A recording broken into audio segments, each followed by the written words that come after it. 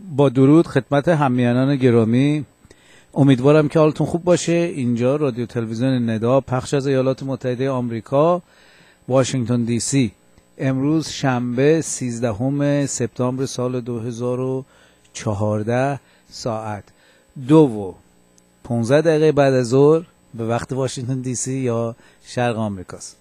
قرار بود این برنامه ساعت 2 شروع بشه، ولی میدونید طبق معمول اشکالاتی هست، یا اشکالات فنی یا هیومن ارور، یه چیزی از خلاصه اینه که دیر شروع شد.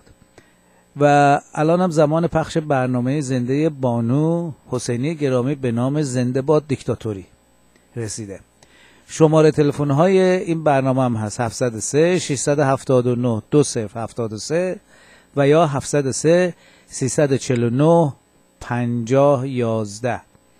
اینم از شماره تلفن. در ضمن برنامه‌های رادیو تلویزیون ندا رو میتونید در اینترنت به آدرس یه دقیقه اجازه بدید، بله، www.nedatv.tv، یعنی هم برنامه رو مشاهده کنید هم گوش بدید به صورت تیوی مثلا، و صداش هم به صورت آدیویی میتونید از www.nedaradio.us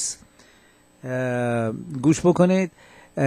صندوق پستی تلویزیون ندا هم هست PO Box 156 Great Falls Virginia 22066. اینم از این. و دیروز هم خانم، میدونید که خانم حسینی الان 2 روز در هفته در اینجا برنامه دارن. اول شنبه ها بود ولی الان جمعه ها اضافه شده. دیروز هم اینجا برنامه داشتن به نام ذوق میکنم که بلافاصله روز بعدش یا همون روز من اون برنامه رو میذارم روی یوتیوب به آدرس دژبان 8. الان اون زیر میبینید، زیر تصویر نوشتم www.youtube.com/dejban8 و همش هم سر همه. این فکر کنم 5مین برنامه است که دیشب گذاشتم. اگر برید به همین آدرس دژبان 8 برنامه خانم حسینی رو اونجا میتونید ببینید، هر تاریخی رو که مثلا میس کردید اونایی رو. اینم از دژبان 8. و امروز مثل که خانم حسینی مهمانی دارن و مهمان گرامی دارن که میذارم خودشون معرفی کنن. این دوست گرامی و عزیز و این میهم پرست عزیز و اینه که I'm gonna stop talking and میشینیم با صحبت‌های خانم حسینی عزیز. درود بر شما خانم حسینی. درود بیکران بر شما، درود بر همه هموطنان عزیز در هر کجایی هستن که به سر من یکی منت گذاشتن و همراه هستن، قدمشون سر چشم و به قول معروف مقدمشون گرامی. نمیخوام زیادی امروز صحبت کنم چون عزیز گرانقدری داریم که خیلی از شماها با نام ایشون آشنا هستین، آقای امید دانا، که از مدت‌ها پیش وارد سوئد شدن و از همون زمان فعالیتاشونو بر علیه این حکومت واقعا فاسد در حد و توان و حتی بیشتر از حد توان خودشون شروع کردن. در رابطه با هر مناسبتی با همون توانی که داشتن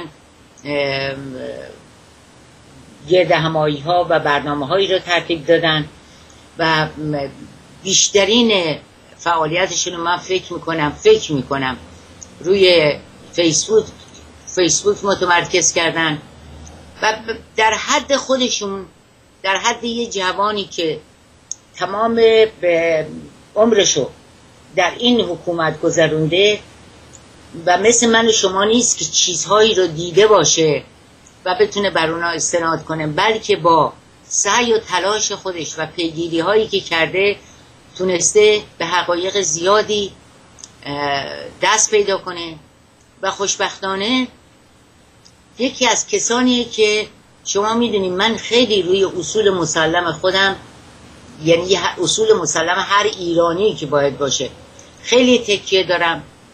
خوشبختانه ایشون هم از زمره کسانیه که پرنسیباشو حفظ کرده و علیرغم جزرومت‌ها و حمله‌ها و نارواگویی‌های زیادی که در حقش شده که اون هم طبیعیه، اگر غیر از این بود امید نبود.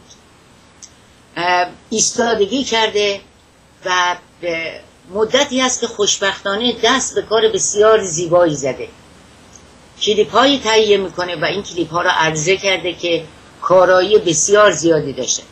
من بخوام از این عزیز هموطنم، این جوان هموطنم درخواست کنم که خودشون صحبت کنن تا من بتونم قبل از اینکه این کلیپ آخری رو نمایش بدیم اجازه بدن سوالایی ازشون بکنم. امید عزیز خوش آمدی و ما منتظر صدای نازنینت هستیم. نخست درود میفرستم به بینندگان گرامی تلویزیون ندا، جناب بهکام، شما بانو شاهین حسینی گرامی که ما شرمنده کردید، انقدر تعریف کردید، ما همینجوری خیس عرق شدیم اینجا.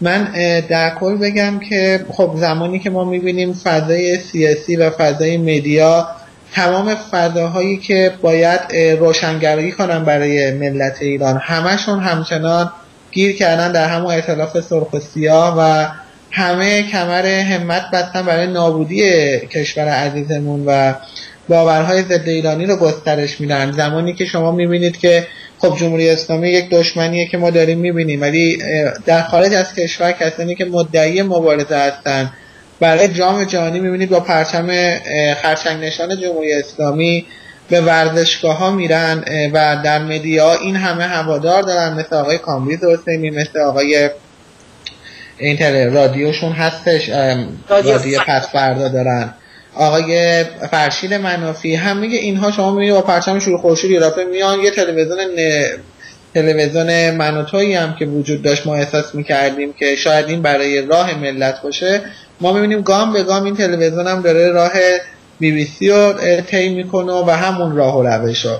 در این شرایط ما باید خودمون رسانه باشیم. برای همین من وقتی که دیدم که اینها توانستن با مسائل فنی و با کیفیت بالای فنی صدای خودشون رو غالب بکنن بر مردم ایران و صداهای دیگر رو که صدای حق طلبانه‌ای هم هستش ولی اونا رو ببندن بابت اینکه رسانه هایی که حقیقت رو اگر بخوام بیان بکنن شوربختانه با امکانات فنی محدودی طرف هستن، اما جریانات ضد ایرانی با مسائل فنی زیادی همراه هستن و با یک قدرت رسانه‌ای و مدیایی زیادی میتونن جوونا و ملت ایران رو به سوی خودشون بکشونن. برای همین من اومدم گفتم هفته 5 دقیقه خب برنامه بسازم، ولی از نظر فنی بتوانم حداقل الفبای حرفه‌ای بودن رو رعایت بکنم تا بتونیم شاید از طریق این برنامه یک رقابت کوچکی بکنیم با این غول رسانه‌ای بیشاخ و دومی که ایران ستیزه و توسط دولت‌های غربی داره اداره میشه. از همین رو برنامه‌ای رو به نام روده با یک امکانات کوچکی، با یک دوربینی، با یک صدا برداری کوچک معمولی و یک استودیو کوچک با چند تا نورپردازی در هفته 5 دقیقه 6 دقیقه که محتواش هم به کمک تمام یاران در فضای مجازی تهیه میشه و من در نهایت فقط اینا رو کنار همدیگه میچسبونم و یه اجرا میکنم و از نظر ادیت تلاش میکنم یه وقت 8-9 ساعته برای هر کلیپی بذارم که حداقل میگم اون الفبای حرفه‌ای بودن رو رعایت بکنیم که شاید بتوانیم مخاطبان رو جذب بکنیم و یک صدایی باشیم در برابر این ایران ستیزان. درود به شما میگم. به امید جان، من سوالی که دارم اینه که خب شما گفتین راجع به این کلیپا، ولی چجور شد به فکر ساختن این کلیپای مفید و مختصر و کوتاه افتادین؟ یعنی خیلی جالبه جدا. من اون کلیپ قبلی شما رو چند بار نشون دادم و واقعا خوشم میاد از کارشون، بسیار I like it. سپاسگزارم، خیلی ممنون.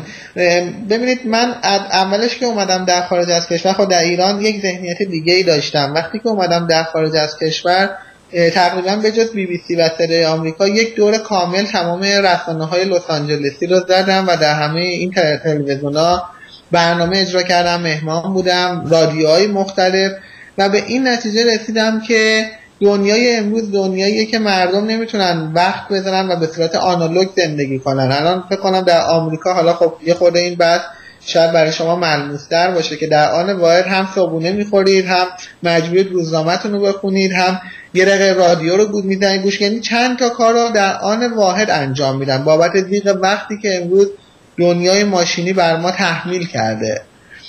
و برنامه‌های طولانی مدت خب امروزه شوربختانه بینندگان خودش رو از دست داده و اون صورتی که شما میدیدید که یک مجری خب برنامه اجرا کنه 1 ساعت 2 ساعت و خب مخاطبان زیادی رو بتونه جذب بکنه، در طول این سالیان دیگه یک مقدار هم دموده شده هم منسوخ شده و یک تعداد قشر قدیمی هستن که به این روش حاضرن برنامه ها رو گوش کنن و ببینن، خب رسانه‌های لس آنجلسی رو بتوانن داشته باشن. اما نسل جدید نسلیه که حوصله نداره، یعنی وقتی میخواد یه برنامه رو ببینه قبل از اینکه برنامه رو ببینه خوبه یا بده نگاه میکنه به تایم برنامه که چند دقیقه است و اگر خب تایمش ببینه طولانی باشه اصلا کلیک نمیکنه که بخواد نگاه کنه. و خب میگم دنیای امروز هم یه خورده دنیای مجازی و اینترنتی شده و ماهواره ها دارن جاشون رو به فضای مجازی میدن. من قبلا شروع کرده بودم به برنامه سازی کوتاه، نزدیک 2 سال خب برنامه هامو در یوتیوب میذاشتم، رفته دیدم خب یک سری مخاطب جذب شد و رفتم من با مسائل ادیت کردن و فضای مجازی بیشتر آشنا شدم. برای همین وقتی دیدم مخاطبانی جذب شدن یه خورده به خودم اومدم که خب یک برنامه رو با هدف و با ادیت قوی تری رو بخوام اجرا بکنم و تلاش کنم در این برنامه خودم حرف نزنم و اون حرفایی که میزنم فقط دادن اطلاعات و یا اگه حرفی میخوام بزنم هر گفته من کمتر از 20 ثانیه یا 10 ثانیه باشه، یعنی پلان هایی که انتخاب میکنم که نظرات شخصیمو بدم بیش از 20 ثانیه در برنامه نیست که روی راه رفته نزدیک 7-8 تا مطلبو که از یک موضوع خاصی رو من انتخاب میکنم هر کدوم 20 ثانیه رو میذارم کنار همدیگه و با یک ادیت میگم نوآوریم که تونستم یاد بگیرم یه برنامه 7-8 دقیقه‌ای رو ارائه میدم، ولی در اون 7-8 دقیقه تلاش میکنم اندازه یک کتاب 500 صفحه‌ای اطلاعات فقط تون بدم، رفرنساشو بدم، هر کی خوشش بیاد یا براش جذاب بشه خودش بره دنبالش دیگه. خب خوشبختانه در 2 ماه و 3 ماهی که این برنامه جدیدم رو دست آغاز کردم با استقبال تقریبا خوبی مواجه شدم. خودم فکر نمی‌کردم به این شکل باشه.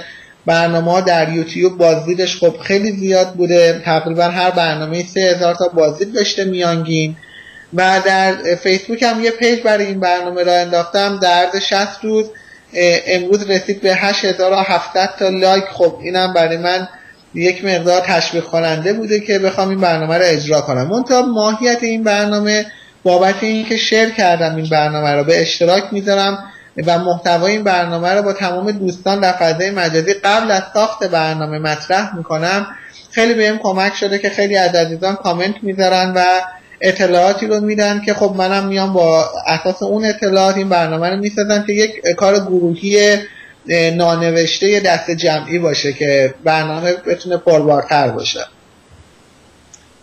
امید جان ببخشین که دارم خسارت میکنم. اول میخواستم ازت بدونم چه چیزی پایه میشه برای انتخاب این افراد مورد نظرت و 2 چون خیلی نمیخوام بین حرف بیام دارم 2 تا سوال با هم مطرح میکنم.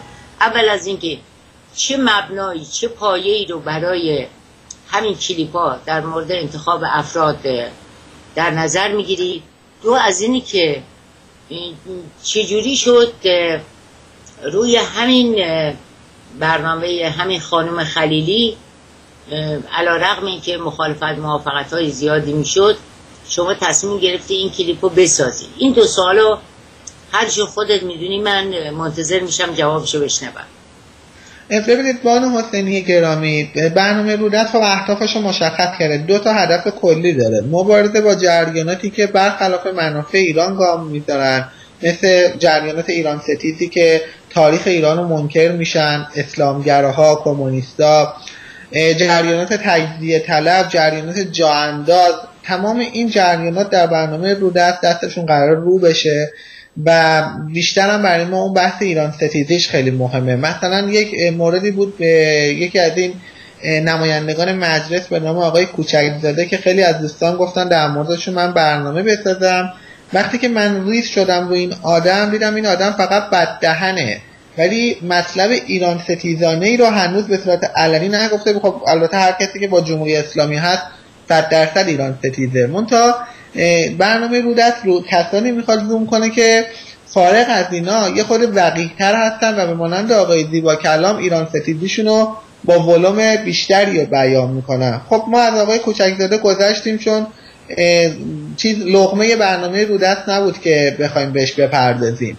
مسئله دوم که مثل خب برنامه رو من ساختم در مورد دموکراسی یونان و شهریاری در ایران باستان و برنامه‌های دیگری که دارم در مورد آشنایی مردم ایران با فرهنگ میهنسالاری و فرهنگ اصیل ایرانیه. خب حالا برنامه‌های آینده در مورد دین فردوسی میخوام برنامه بسازم. یک سری برنامه‌های فرهنگی در نظر دارم در برنامه رودست. منتها گذاشتم که فعلا با برنامه‌های جنجالی فعلا مخاطبان رو بتونیم جذب بکنیم و در اون زمان که مخاطبانمون بیشتر شد یک مقدار به کارهای فرهنگی بپردازیم و چون شوربختانه ملت ما ملتی هستن که به کارهای فرهنگی زیاد بها نمیدن مگر اینکه شما در یک سطح خیلی زیادی بخواید مخاطب جذب کنید. در نهایت این بخش رو من فقط بخوام توضیح بدم، هر آن کس که با شما اعتقاد داریم در برنامه رودست که دوران 50 ساله دوران پهلوی دوران طلایی بوده و مخالفینش بر من یکی حداقل ثابت شده که مخالف خاندان پهلوی نبودن، مخالف ایرانیت بودن. من داریم یکی به اینا میرسیم. خب خیلی از اینا در شورش 57 شرکت داشتن و یک پوزشخواهی ملی هم نکردن. همین خانم سیمین بهبهانی تا آخرش هم یک پوزشخواهی بابت اینکه عضو حزب توده بوده نکرده. خب ما به اینا خواهیم پرداخت. منتها در مورد خانم سیمین بهبهانی خود شما خب به من گفتید، خیلی چند تن دیگر دوستان به من گفتن. من اومدم به خاطر که خب ایشون تازه فوت شده بود و زیادم من فکر نمی کردم ایشون تا این حد بخواد بوت بشه و این همه قبولش داشته باشن. گفتم خب یه شاعری حالا یه زمان توده‌ای هم بوده یه کاری هم کرده زیادم مهم نیست بهش بپردازم. اومدم در فیسبوک وقتی یه نظر سنجی کردم دیدم خیلی از دوستانی که واقعا میان پرست هستن این خانم رو در حد بوت قبول کردن و فضا خیلی سنگینه. اون زمان دیگه تصمیم گرفتم که خب این سد رو بخوایم بشکنیم و در مورد این خانم برنامه بسازیم، شاید جلوی این بوتسازی ها گرفته بشه. حالا فعلا تازه برنامه رو منتشر کردم تا ببینیم تا فردا چقدر این برنامه تاثیرگذار هستش و فضای عمومی در مورد این برنامه نظرشون چی هست. فعلا نمیتونم قضاوت کنم که در مورد این برنامه چه اتفاقی خواهد افتاد. امید جان شما همینطور که نمیدونم حتما متوجه شدید. من فکر میکردم اوایل به خاطر اینکه شاید من سالهای طولانی شده از ایران دور شدم یک به قول این طرفیا که رنسانس ایرانی برای ما میخوان درست کنن، اونم به قول خودشون 2 ماه تا 5 ماه، انگار آمپول ضد سرماخوردگی که میخوام بزنم به جماعت. این چجوری شده که شما روی یه مطلبی رو با ذکر سند، تاریخ، روزنامه، محل مصاحبه، همه اینها که حتی تمام این مصاحبه ها و این نوشته ها از جانب خود این افراد و وابستگانشون به اصطلاح روی صفحه آورده شده، توی فضای اطلاعاتی آورده شده، همه اینا رو شما میبینین دونه دونه میذارن. این چه سبکه، چه حالتی فکر میکنین در این جماعت پیدا شده که میبینن و میشنون ولی باز با شما مخالفت میکنن؟ این چیه؟ شاید میگم من تو مدتهای زیادی تو ایران نبودم، یه چیزی شده که من نمیفهمم. شما که تازه اومدی، یعنی تازه که نه، شما که بیشتر آشنا هستی، علت این اصرار و ابرام بی خودی رو میتونین برای من بگی؟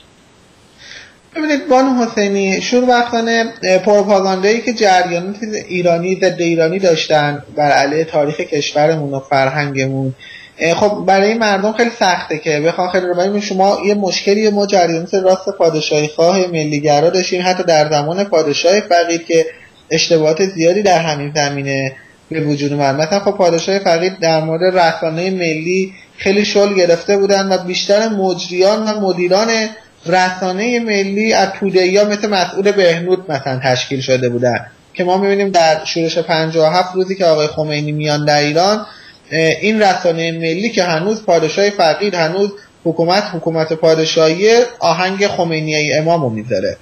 ما تو مسئله رسانه بسیار ضعیف عمل کردیم و دنیای تبلیغات و رسانه است و جریانات ضد ایرانی تو این زمینه یک پروپاگاندای وحشتناک انجام دادن و در واقع مانند زهرا که تازی مغز مردم ما رو شستشو دادن و مردم ما نمیتوانند بپذیرند که سیمین بهبهانی که آن شعر زیبای دوباره میسازم از وطن، آن شعر زیبایی که در مورد کوروش بزرگ سروده، همچین آدمی باشه که ترانه‌هاشو به قول خودش که من در این برنامه اولین بار هیچ کسی هم تا الان اشاره نکرده بود که خانم بهبهانی ترانه‌هاشو برای پول درست کرده. خب من از گفته خودش در آوردم، من خودم که دیگه حرفی ندارم. خودش میگه من ترانه‌هامو برای پول درست میکنم.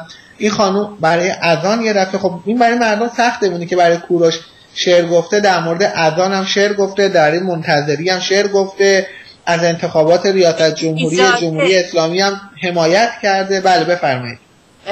امید جان برای اون شعری که برای نوریزاده گفته خیلی افتضاحه. برای آقای نوریزاده؟ آره عزیزم، من اینو خبر نداشتم. نه اینو من تو برنامه چیز همین که راجع به بهبهانی بود مطرح کردم. یه شبی این توی برنامه جمعه ها که داشت، البته من بهش میگم کوریزاده، این اسم خانم خلیلی رو آورده بوده. بلا فاصله همون موقع که این برنامه رو میشنوه با لوبت بالا تماس میگیره و تلفن و ایمیل اینو میگیره، ایمیلش چیز فکسش میگیره و یک شعر همون شبانه در وصف نوریزاده مینویسه و اینو براش میفرسته. مثل نوریزادم که وقتی که البته اینا رو که من به شما میگم اینو تو روزنامه ایران استار اینجا که مال دار و دسته این آقای نوریزاده است نوشته بود، اونم یه شعر براش مینویسه و میفرسته و شما میخوام بهتون بگم من این داشتم میگه تو اول بگو با کیان دوستی، پس از آن بگویم که تو کیستی. ما هر چی دوره بر این شخصو از اون ابتدایی که شروع کرده از خانوادش تا اینجا که نگاه میکنم جز یه مشت، نمیتونم بگم حتی پشت بر میهن کرده، یه مشت خائن من کسی دیگه اینو نمیدم دوره بر این. حالا شما اونو میگی پشر نوریزادهشو باید گوش کنید.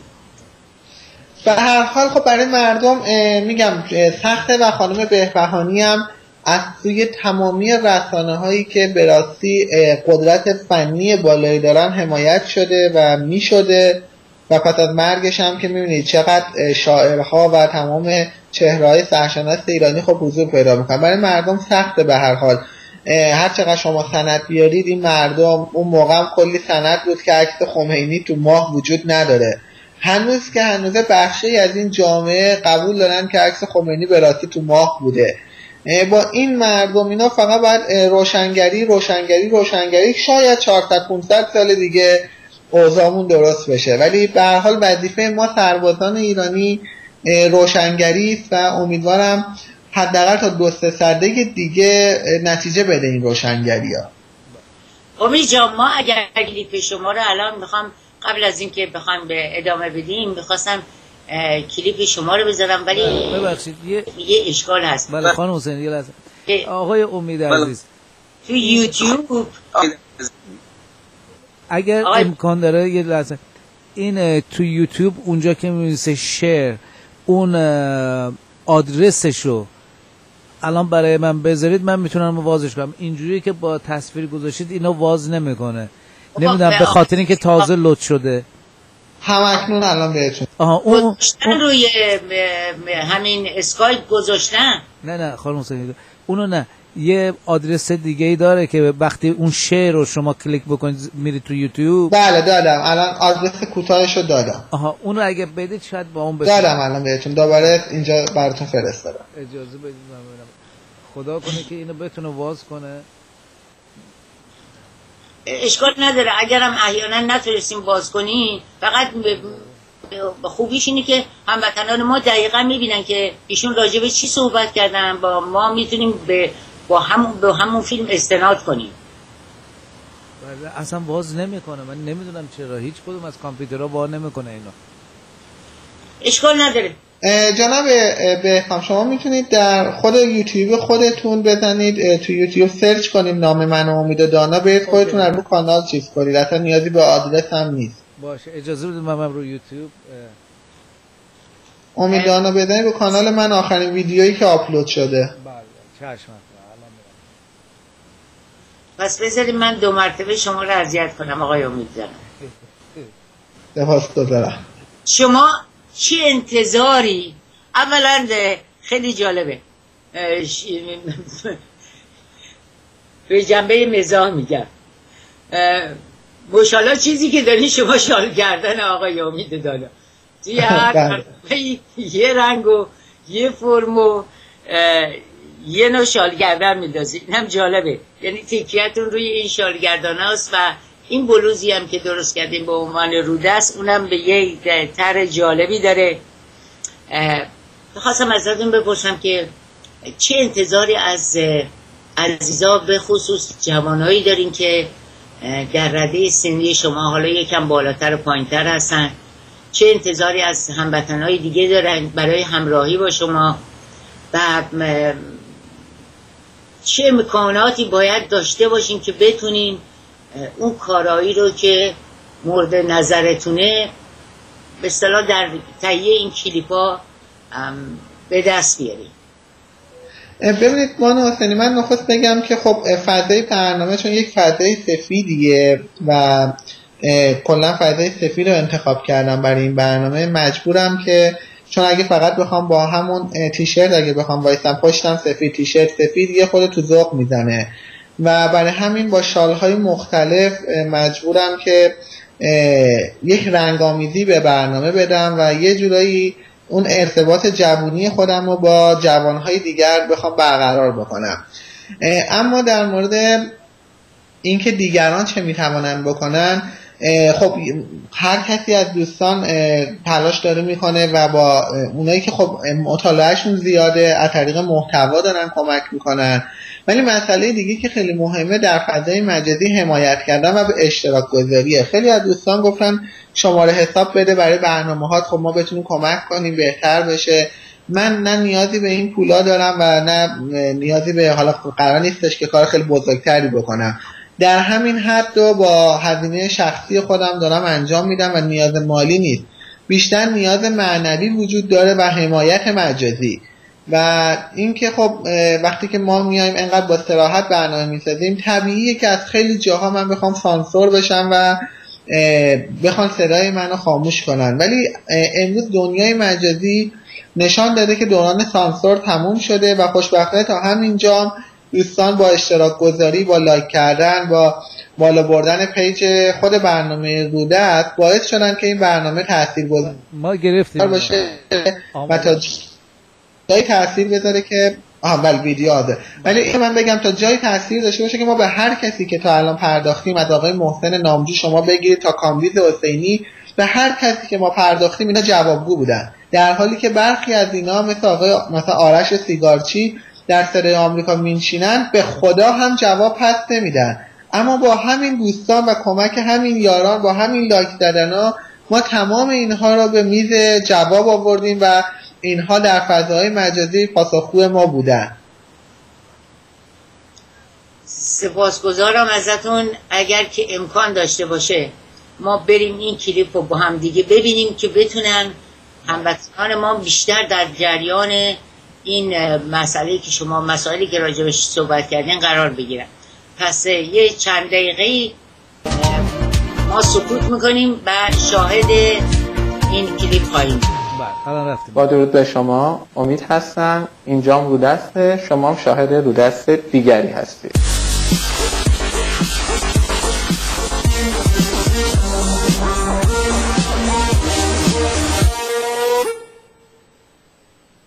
بت‌سازی اصلی ملت از اشخاص سطحی همواره باعث عدم پیشرفت کشورمان بوده. این ملت یک زمان عکس خمینی رو در ماه میبینن و بتش میکنن، یک زمانی هم از شاعرانی که هیچ ثبات اندیشه‌ای نداشتن بت‌سازی میکنن. در برنامه رودست ما قصد ساختن برنامه برای خانم سیمین بهبهانی رو نداشتیم، اما از آنجا که ملت بت‌ساز ما پس از مرگ خانم سیمین بهبهانی ایشون رو به حد هر شعلا بالا بردن و ازشون بت ساختن، بران شدیم افکار و رفتارهای عمومی خانم سیمین بهبهانی را مورد بررسی قرار دهیم. حالا بریم داشته باشیم ببینیم خانم سیمین بهبهانی چه کسی بودن. سیمین خلیلی معروف به سیمین بهبهانی در 28 مرداد 1306 در تهران متولد شد.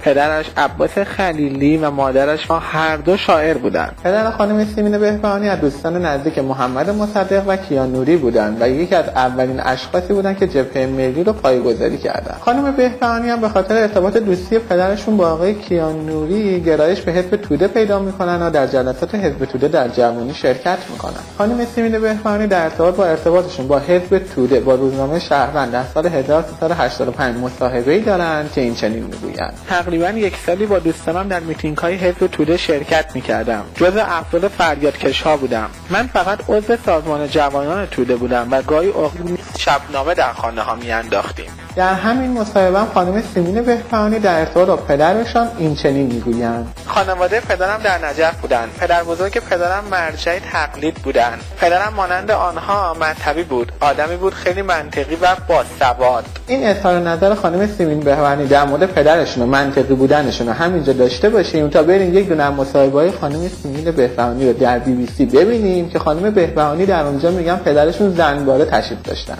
تا اینکه پدر اونجا، حالا پدر 2 سال، پدرم یه خود خیلی شوختنی مشهور بود، یعنی نمیدونم چجوری بگم که خیلی زندوست بود، زنباره بود اصلا، یعنی نمیدونم چجوری بگم که خیلی زندوست بود، زنباره بود اصلا. خب اینم تعریف خانم سیمین بهبهانی از منطق. نکته اینجاست که فردی که به قول خانم سیمین بهبهانی هم زنباره بوده هم مذهبی بوده چگونه میتونسته آدم منطقی باشه که خانم بهبهانی پدر خودشون رو منطقی هم تعریف میکنن. خانم سیمین بهبهانی در دوران پهلوی مخالف حکومت بودن و بر علیه حکومت پادشاهی کلی فعالیت کردند، اما پس از شورش سال 1357 اندکی به اشتباهات خودشون پی میبرن، البته فقط اندکی، و در سال 1359 شعر معروف دوباره میسازمت وطن را میسرایند. دوباره میسازمت وطن، دوباره میسازمت وطن، اگرچه با خشت جان خویش، اگرچه با خشت جان خویش، ستون به سقف تو میزنم، ستون به سقف تو میزنم، اگرچه با استخوان خویش، اگرچه با استخوان خویش. آقای داریوش اقبالی که اومدن در سوئد و یه کنسرت اجرا کردن و ما هم رفتیم کنسرتشون رو ببینیم، رسما اعلام کردن که این شعر رو خوندن یه جورایی اشتباه کردن، چون به این نتیجه رسیدن که باید ستون به کمر خودشون بزنن. حالا بریم داشته باشیم ببینیم خانم سیمین بهبهانی چجوری میخواستن وطنشون رو دوباره بسازن. 18 تیر 1378 عدم حمایت محمد خاتمی به عنوان رئیس جمهور از دانشجویان بیگناه خانم سیمین بهبهانی رو مجاب نکرد تا از اصلاحات دفاع نکنن. خانم سیمین بهبهانی درست 2 سال پس از اتفاقات تلخ 18 تیر 1378 تنور انتخاباتی رژیم اسلامی رو داغ کردن و در رادیو فردا در مورد انتخابات سال 1380 این چنین گفتن: رأی دادن به خاتمی یعنی رأی منفی به اقتدارگرایان و نامزد اقتدارگرایان. بنابراین اکیداً از مردم میخوان وارد صحنه انتخاباتی شوند و به محمد خاتمی رأی دهند. خانم سیمین بهبهانی در همین مصاحبه با افتخار اعلام میکنن که در دوره گذشته به محمد خاتمی رأی دادند و در این دوره هم رأی خواهند داد. در راستای همون دوباره میسازمت وطن خانم سیمین بهبهانی، ایشان چون بتونن این شعرشون رو جامعه عمل بپوشونن، یک شعر آنچنانی در مورد مسجد و اذان و گنبد و اینجور چیزا میسراین. مسجد و آن گنبد میناییش، چون عروسی با حیا سرد و خموش، در کنارش نیلگون گلدسته ها، همچون زیبا دختران ساقدوش، در سکوت احترام انگیز شام، بانگ جان بخش اذان آید به گوش. این صدا پیغام مهر و دوستی است، قاصد آرامش و صلح و صفاست. خانم بهبهانی، شما که می‌خواستید دوباره وطنتون رو بسازید، با گنبد و مسجد و اذان و اینجور چیزا می‌خواستید این چنین کنید؟ اگه صدای اذان و مسجد و گنبد برای شما قاصد صلح و آرامش و دوستی است، برای ما ایرانیان راستین یادآور رعب و وحشت و جنایت است. هیچ وقت یادمان نمی‌رود با همین اذان و مسجد و الله اکبر به کشور پهناور و اهورایی ما تازش کردند. زنان ما را به کنیزی بردن و مردان ما را سر بریدند. شاید جنایات داعش 0.1% اتفاقاتی که در 1400 سال پیش در ایرانمان توسط اعراب وحشی رقم خورد بیان نشود. خانم بهبهانی، اذانی که شما ستایش میکنید، مسجدی که شما برایش شعر سرایی میکنید، قاصد صلح و آرامشی که شما از آن دم میزنید، روزگاری به زور شمشیر وحشیانه به کشور ما تازش نموده و از آن روز سیر بدبختی و بیچارگی را به ایران عزیزمان تحمیل نمود. به راستی این گونه با صدای اذان میخواستید دوباره وطن را بسازید؟ در راستای جامعه عمل پوشاندن همان دوباره میسازمت وطن خانم سیمین بهبهانی، ایشان در سال 1388، یعنی دقیقا زمانی که نداها و سهراب‌ها یکی پس از دیگری پرپر میشدن، ایشان آمدن شعر برای آقای حسین علی منتظری سرودن. مردی که دامان شریفش پاکیزه تر از آسمان بود، در قطر اشکش محبت تابیده چون رنگین کمان بود. اسطوره‌ای از استواری، عجوبه‌ای از مهر و یاری، هرگز نمرده است و نمیرد، مردی که سر تا پاش جان بود. خانم سیمین بهبهانی در این شعرشون نمیگویند که آقای منتظری چه فرقی با آقای خمینی داشتن. هر دو در رسالتون زن ستیزی وجود داره، هر دو آخوند بودن، هر دو اسلامگرا بودن، هر دو در جنایت‌های داعشیت به عنوان رهبر و دستور دهنده بودن. آقای منتظری هم در سال 67 بابت اعدام سید مهدی هاشمی، یعنی برادر دامادش، با اعدام‌های داعشیت مخالفت میکنه. میگویند خانم سیمین بهبهانی پس از شورش 57 از زنان حمایت و از بانیان کمپین 1 میلیون امضا بودند و بایستی برایشان احترام قائل بود. اما پاسخ ما اینجا در رودست در برابر این گفته این چنین است: در زمان پهلوی دوم حمایت گسترده‌ای از حقوق زنان به مانند حق رأی و پشتیبانی در امور خانواده به مانند حق طلاق به زنان داده شد که پیش از آن بی سابقه و پس از شورش 57 از آنان سلب شده است. چرا خانم سیمین بهبهانی از حکومت پهلوی که داشت از حقوق از دست رفته زنان حمایت می‌کرد و اون احیا می‌کرد حمایتی نکردن و به جاش رفتن عضو حزب توده شدن که وابسته به شوروی مرحوم بود؟ جالب‌تر اینجا میشه که در زمان پهلوی که از حقوق زنان دفاع می‌شده، خانم سیمین بهبهانی برانداز میشوند و در زمان جمهوری اسلامی هم که کلا حقوق زنان پایمال میشه، خانم سیمین بهبهانی اصلاح طلب میشوند و در انتخابات جمهوری اسلامی شرکت میکنند. احتمالاً پس از ساختن این برنامه خیلی‌ها میخوان بگن چرا خانم سیمین بهبهانی در زمانی که زنده بود این برنامه رو ما نساختیم. پاسخ رودست به چنین افرادی اینه: خانم بهبهانی در زمان زنده بودنشان به این شکل بود نشده بودند و نیازی به افشاگری نداشت، اما پس از مرگشان به یاری رسانه‌های غربی به مانند BBC صدای آمریکا به ناحق تبدیل به یک بت شدند. یه چیزی هم اینجا یادمون نره، تمام ترانه‌هایی که خانم سیمین بهبهانی سرودن به مانند دوباره میسازمت وطن که آقای داریوش اقبالی هم اجراش کرده، همش برای پول بوده و بس. قبول ندارید این مصاحبه خانم سیمین بهبهانی با BBC رو نگاه کنید. یه صدا رادیو تلویزیون و ترانه‌هاتون مثلا بیشتر چه خوانندگان و آهنگسازانی؟ من ترانه رو واقعا برای پولش میخواستم.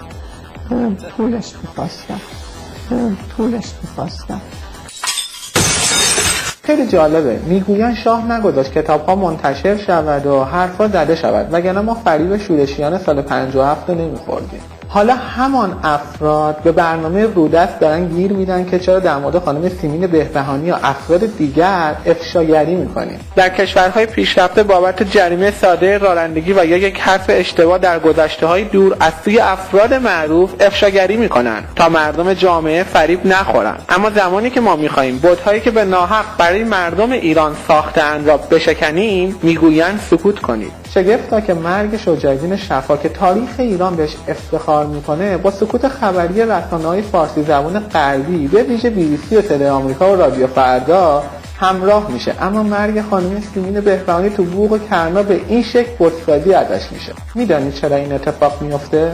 چون شجاع‌الدین شفا یک فرد کاملا ملی است، اما خانم سیمین بهبهانی یک فرد ملی مذهبی یا بهتر بگوییم یک فرد ملی اسلامی است. میگویند خانم سیمین بهبهانی پس از سال 1357 به سوی ملت اومد و حتی برای کوروش بزرگ هم شعر گفته و در برنامه رودست نباید بهش بپردازیم. پاسخ رودست هم به چنین افرادی اینه. حال پرسش اینجاست، کدام کوروش؟ همان کوروشی که احمدی نژاد چفیه به گردنش میاندازد و اسلامیزش میکند؟ یا بهتره بگوییم کدام ملت؟ خاتمی، منتظری، گنبد مسجد، شعرسرایی برای اذان تازیان، آیا اینان ملت هستن؟ خانم بهبهانی به سوی کدام ملت و کوروش آمدن؟ این برنامه هم ساختیم و منتشر کردیم، منتظر فوش خوردن هم هستیم، اما خودتون اذیت نکنید چون ما پوستمون کلوف شد و عادت داریم. برای گفتن حقیقت هم در رودست خط قرمزی نداریم. اگه در این برنامه احساس کردی روشنگری شد و جلوی بت‌سازی شورشیان سال 57 با این برنامه میشود گرفت، همکنون این برنامه رو به اشتراک بذار، لایک زدن پیج رودست و اینوایت دوستاتونم یادتون نره. ایران بزرگ آرمان بزرگ میخواهد. تا برنامه بعدی، رودست دیگر، آینده ایران، بدرود.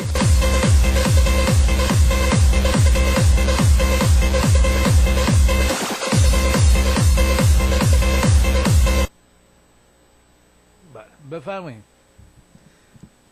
الو. سپاسگزار آقای بهکام و سپاس بیفراوان به امید عزیز. من کلیپ امید دستتون درد نکنه، بسیار جالب بود. خیلی خیلی خیلی به قول معروف به قول من برای پول این کارو کردم. آره اند آخره. امید جان تو اون شعری که برای به کوریزاده خونده نوشته که علاج درد میرسد به جان مبتلای من، به دوستی قسم دلم چو غنچه باز میشود، دمی که یاد میکند ز من علی رضای من. علی رضا کیه؟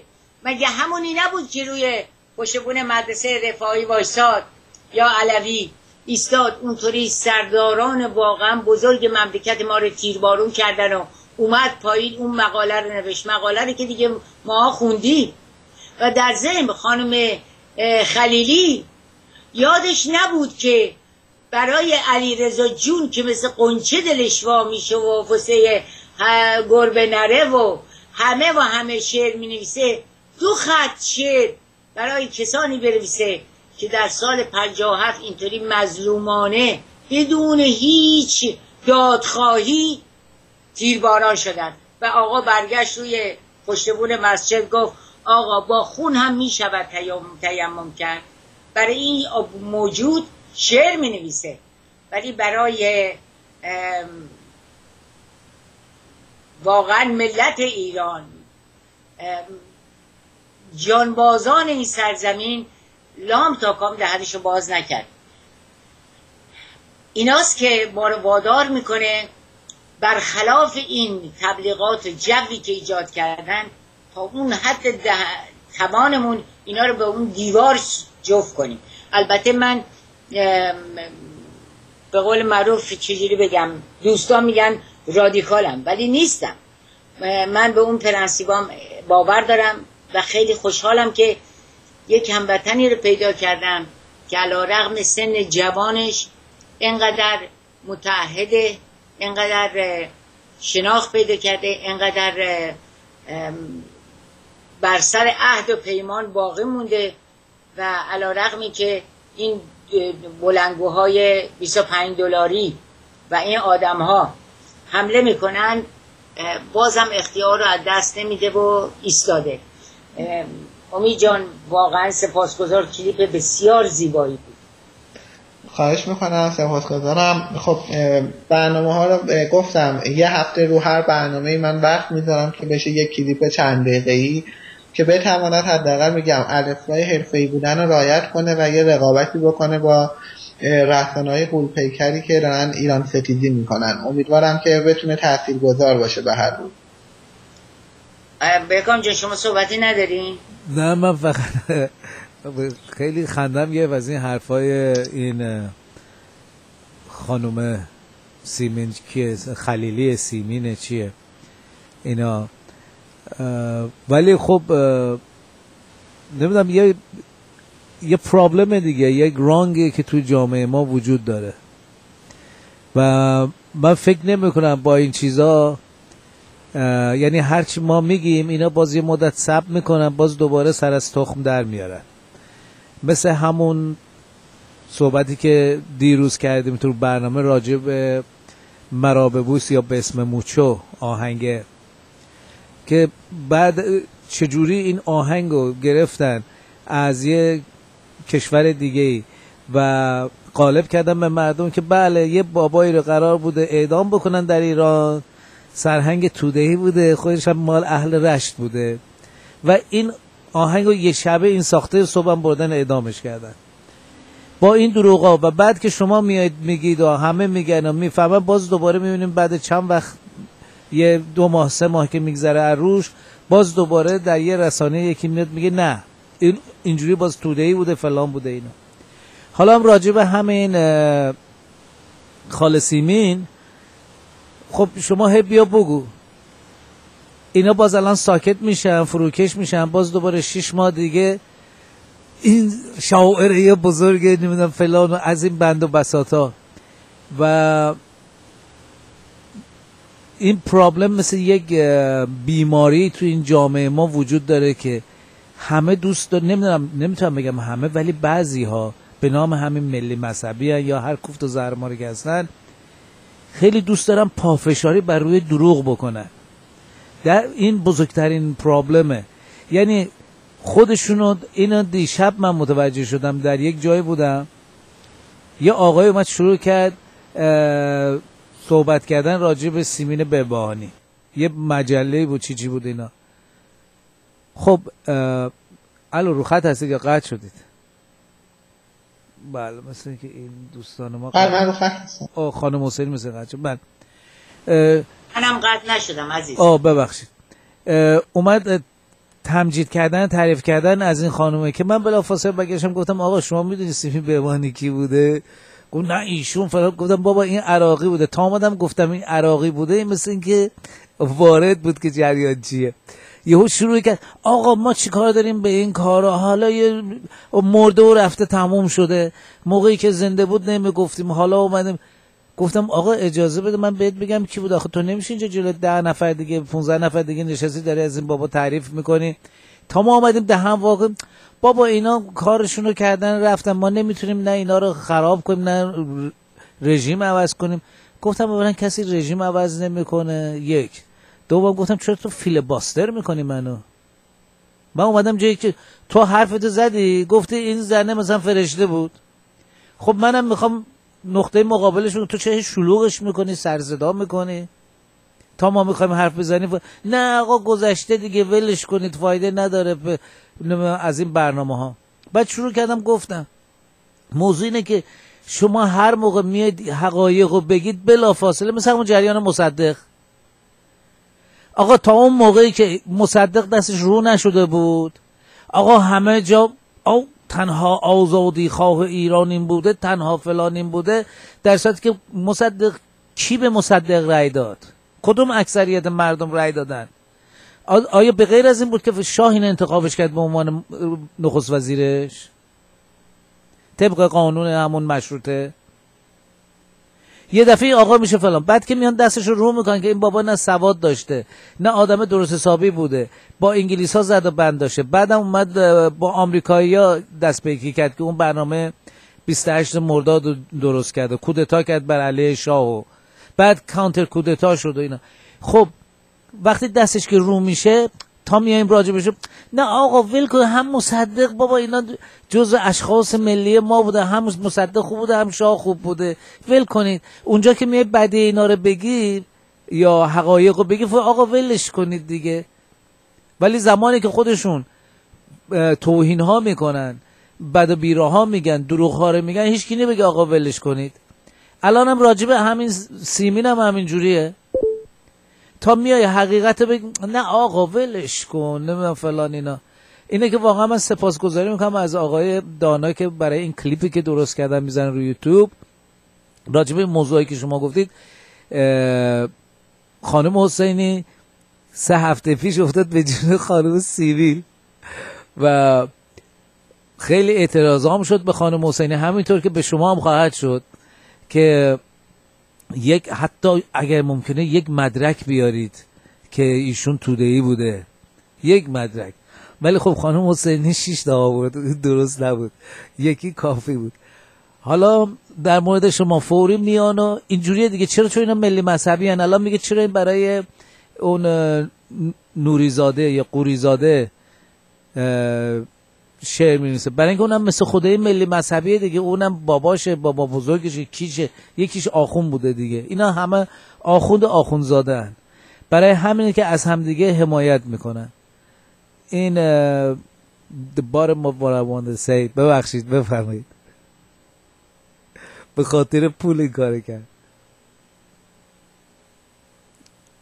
الو امید جان. بله جانم. اگر که مایل بودی، دوست داشتی، خوشحال میشم که ببینم راجع به این اکسیونی که گذاشته بودی توی سوئد. بله. یه مقدار هر چقدر که برات امکان داره این اکسیون مال چی بود، و بعد وقتی میخوای هموطنان عزیزمون اونجا، چون تو سوئد حالا به هر حال چون زمان طولانی تری ما از شما اینجا بودیم و منم پیگیری این مسئله بودم، سوئد هم کردن مرکز چپول ها و میدونم که خواه ناخواه برای شما هم خیلی مسائل ایجاد میکنن با همین تفاصیل. و اولا چطوری میتونید شما همراهان خودتون رو تو اون شهر پیدا کنین؟ دوما این اکسیونایی که میذارین یا این مسائلی که مطرح میکنین با همکاری یا همراهی اگر مایل هستین، چه دوستانی هست، اصلا کلا چجوری برنامه ریزی میکنین برای این تاریخ ها و این فعالیت ها رو انجام میدین؟ راستش بانو حسینی گرامی، ما یک اکسیون کوچکی داریم اینجا به نام طرح غرامت جوانان از شورشیان 57 و هدف اینه که بیشتر عکس جانباختگان سال 57 که یه مقدار به دست فراموشی سپرده شدن در این هیاهوی رسانه‌ای، اینا رو زنده نگه داریم. زیادم به دنبال نیستیم همه بخوام بیان، فقط کسانی که دغدغه ایران دارن، چون شوربختانه ما با یک آفت عجیبی به نام پناهجو طرف هستیم در خارج از کشور و این پناهجوها حالا بالا نسبت اون 1-2% پناهجوی حقیقی که تازه اون 1-2% هم روش بحثه، یک موجوداتی هستن همه چیز خوار و فقط برای اقامت میان در تظاهرات اینا. برای همین ما زیاد هم اصرار نداریم که تعدادمون بخواد زیاد بشه، چون بیشتر پناهجو میاد. یه چند تن هستیم که اقامت دار هستیم، هممون هم اقامت دائم داریم و یه اکسیون کوچکی رو راه انداختیم به نام طرح غرامت جوانان و این عکس‌ها رو میاریم اونجا و در فضای مجازی هم پخش میکنیم. در همین حدش که جانب کجا میاری؟ در استکهلم میدان سرگلتوریت. همون میخواستم آدرس بدین. خب میریم هر هفته که داریم میریم آدرس میدیم. فردا هم اونجا هستیم ساعت 2 تا 3 اونجا هستیم در میدان سرگلتوریت. خب عزیزانی که دوست دارن میتونن بیان، اگه پناهجو هم نباشن بیشتر خوشحال میشیم که بیان.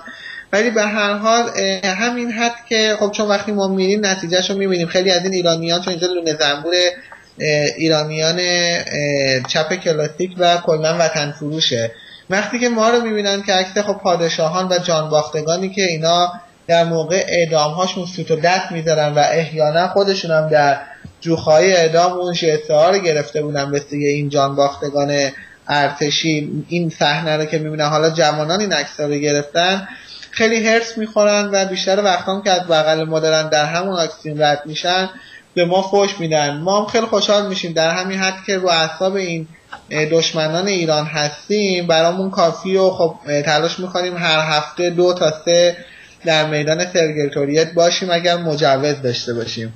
خوشبختانه فعلا که مجوز داریم تا 3 هفته آینده، تا بعد از اون هم هنوز پلیس به ما پاسخ نداده. هر چند وقت یه بار پلیس به ما پاسخ میده که تا چند هفته شما مجوز دارید و میتونید برید.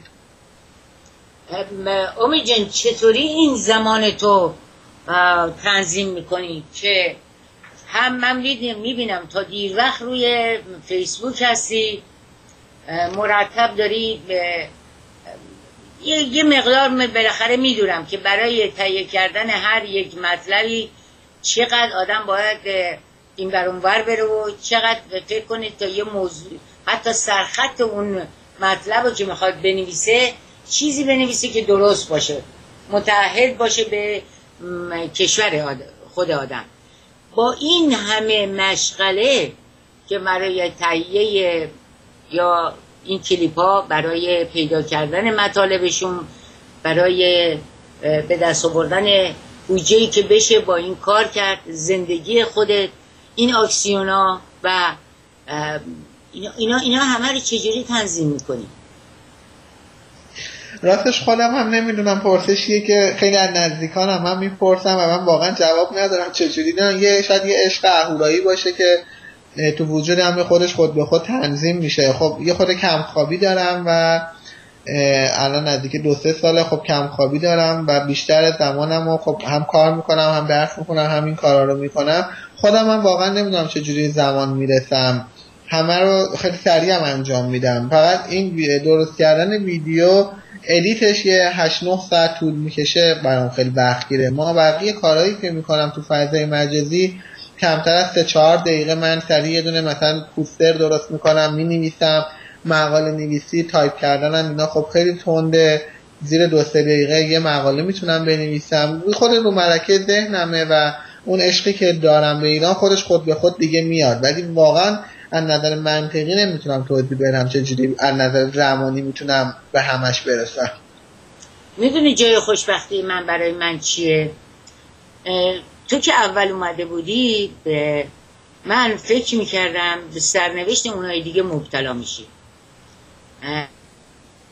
برای اینکه اینا وقتی یه نفر از داخل میاد یک دفعه با هجومش نارسانه ها مواجه میشه که کسی باهاش صحبتی میکنه و بعد از یه مدتی به هر طریقی شده این به قول خودشون مهره رو میسوزونن میذارن کنار.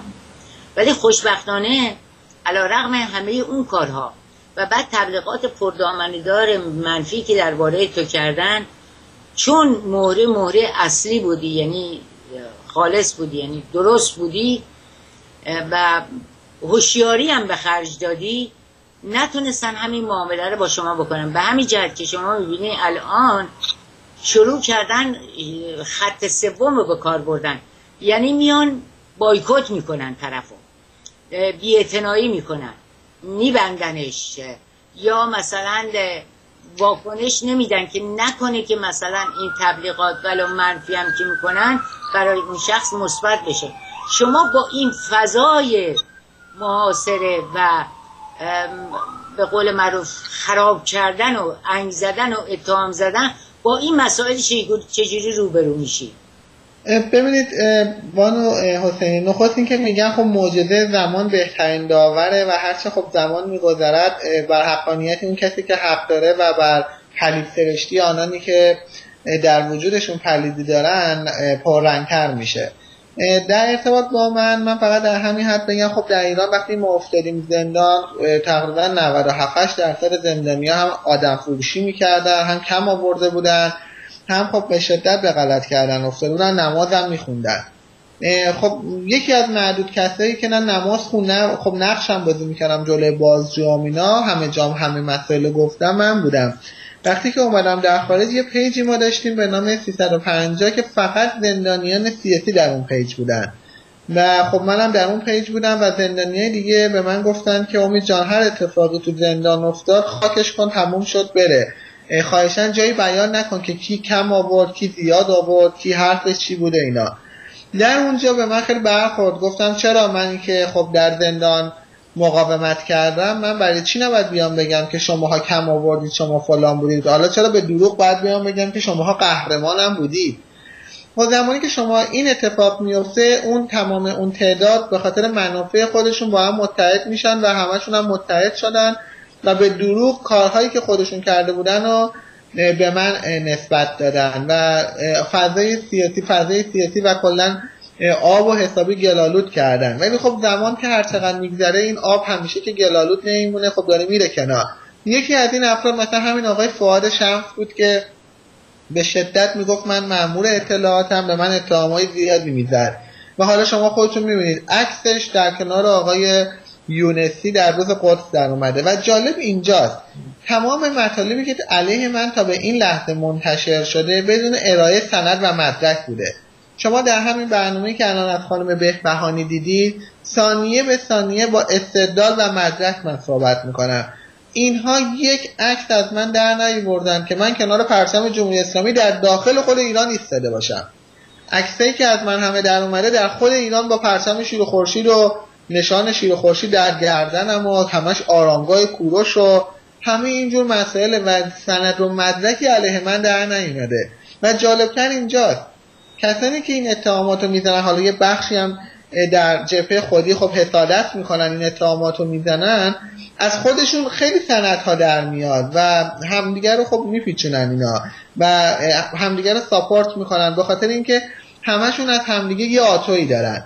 چون کسی از من هیچ آتویی نداره برای همین دشمنیشون با من یک مقدار به صورت خونی‌تر محسوب میشه. خب منم یه صراحت لهجه‌ای دارم، طبیعتاً جریانات ضد پادشاهی از من خوششون نمیاد. در جبهه خودی هم خب میگم حسادته، بحث تواناییه. میبینن یه سری توانایی‌ها من دارم و اگه من باشم صدای اونها ولوم این دوستان خب کمتر میاد و شوربختانه ضعفی که ما نیروهای ملی داریم همین بوده. شما میبینید یک شاملو معتاد و جریانات چپ در حد خدایی میبرنش بالا، ولی ما جریانات ملی از رو حسادت همواره میخوایم که رو همدیگه سوار بشیم و نذاریم که همدیگه رو ساپورت نمی کنیم که بالا بریم.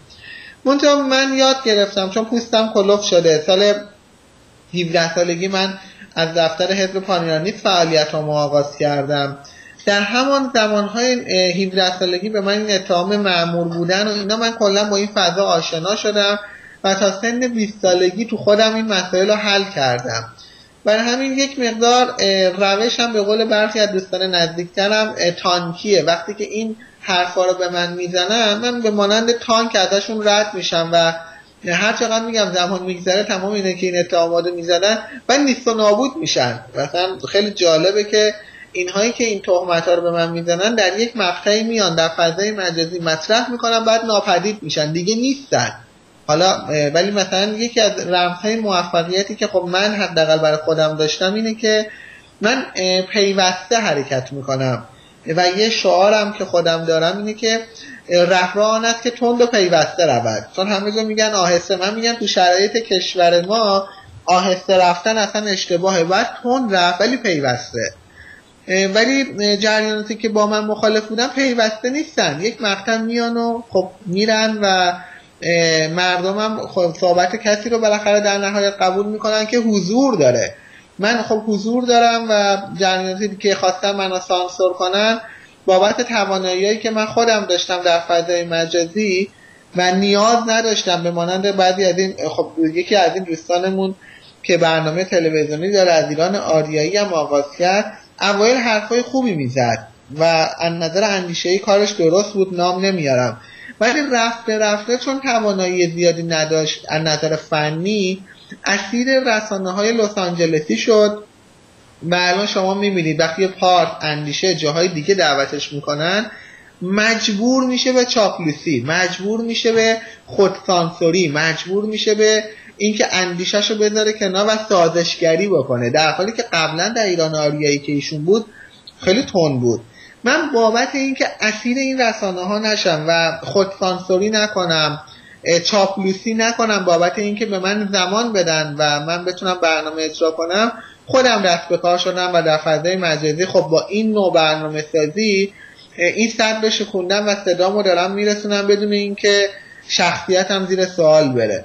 امیدوارم تمام نیروهای ملی هم این روند رو بخوام پیش بگیرن و به خاطر اینکه تریبون بهشون بدن خودشونو به هر لجنی نکشونن و به سرنوشت این دوستمون که الان در فضای رسانه‌ای دوچار شده و چاپلوسی داره میکنه بخوان به این سرنوشت برسن و صحبت خودشونو حتی اگر میگن یه زمانی آدم مال خودشو بخوره خیلی بهتر از اینه که بخواد منت اینها رو بکشه.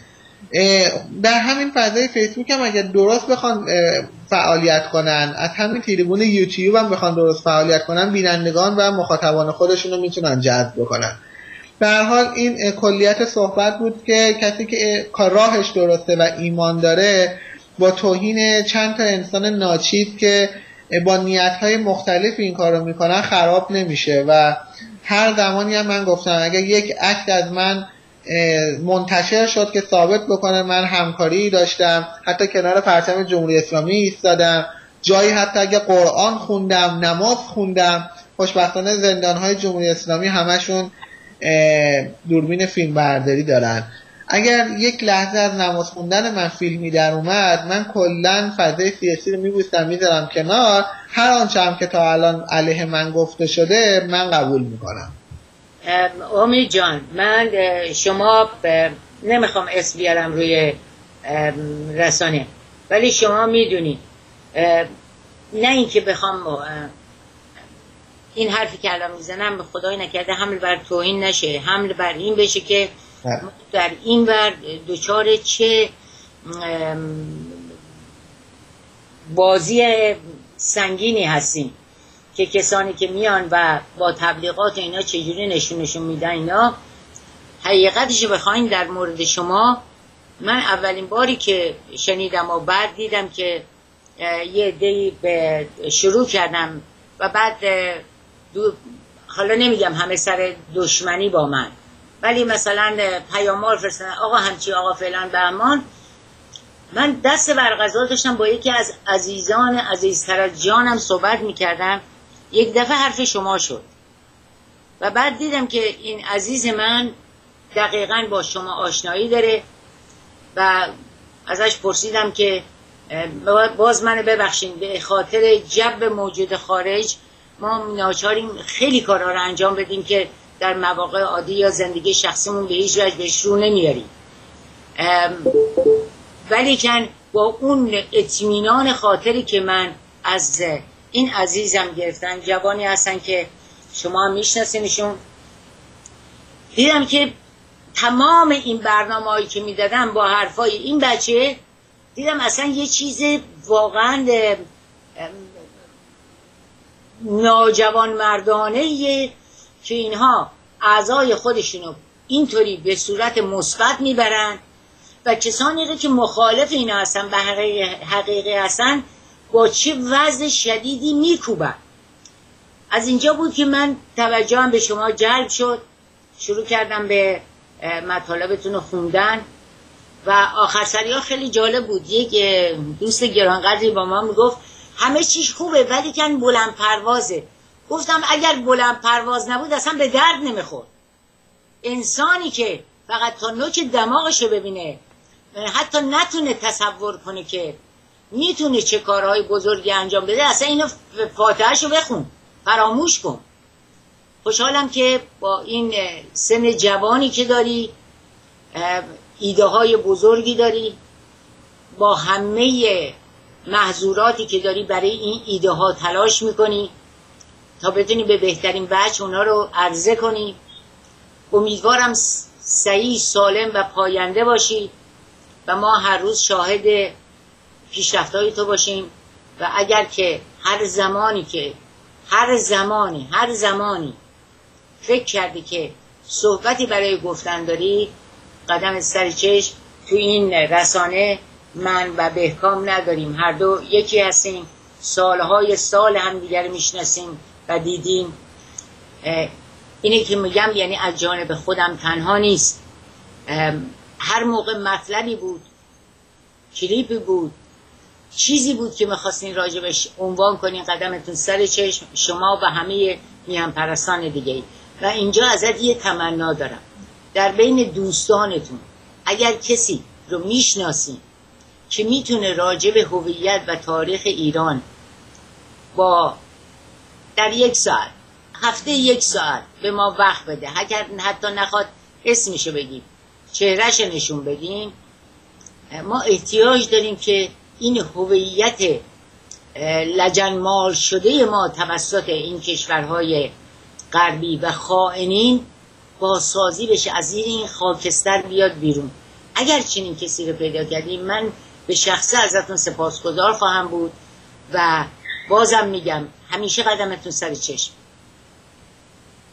سپاسگزارتونم بانو حسینی، خیلی ممنون از این وقتی که در اختیار من گذاشتید. جناب بهکام از شما هم بی نهایت سپاسگزارم، دستتون درد نکنه و اگر امری نیستش که من شما رو ترک میکنم و امیدوارم که همواره راهتان پربار باد.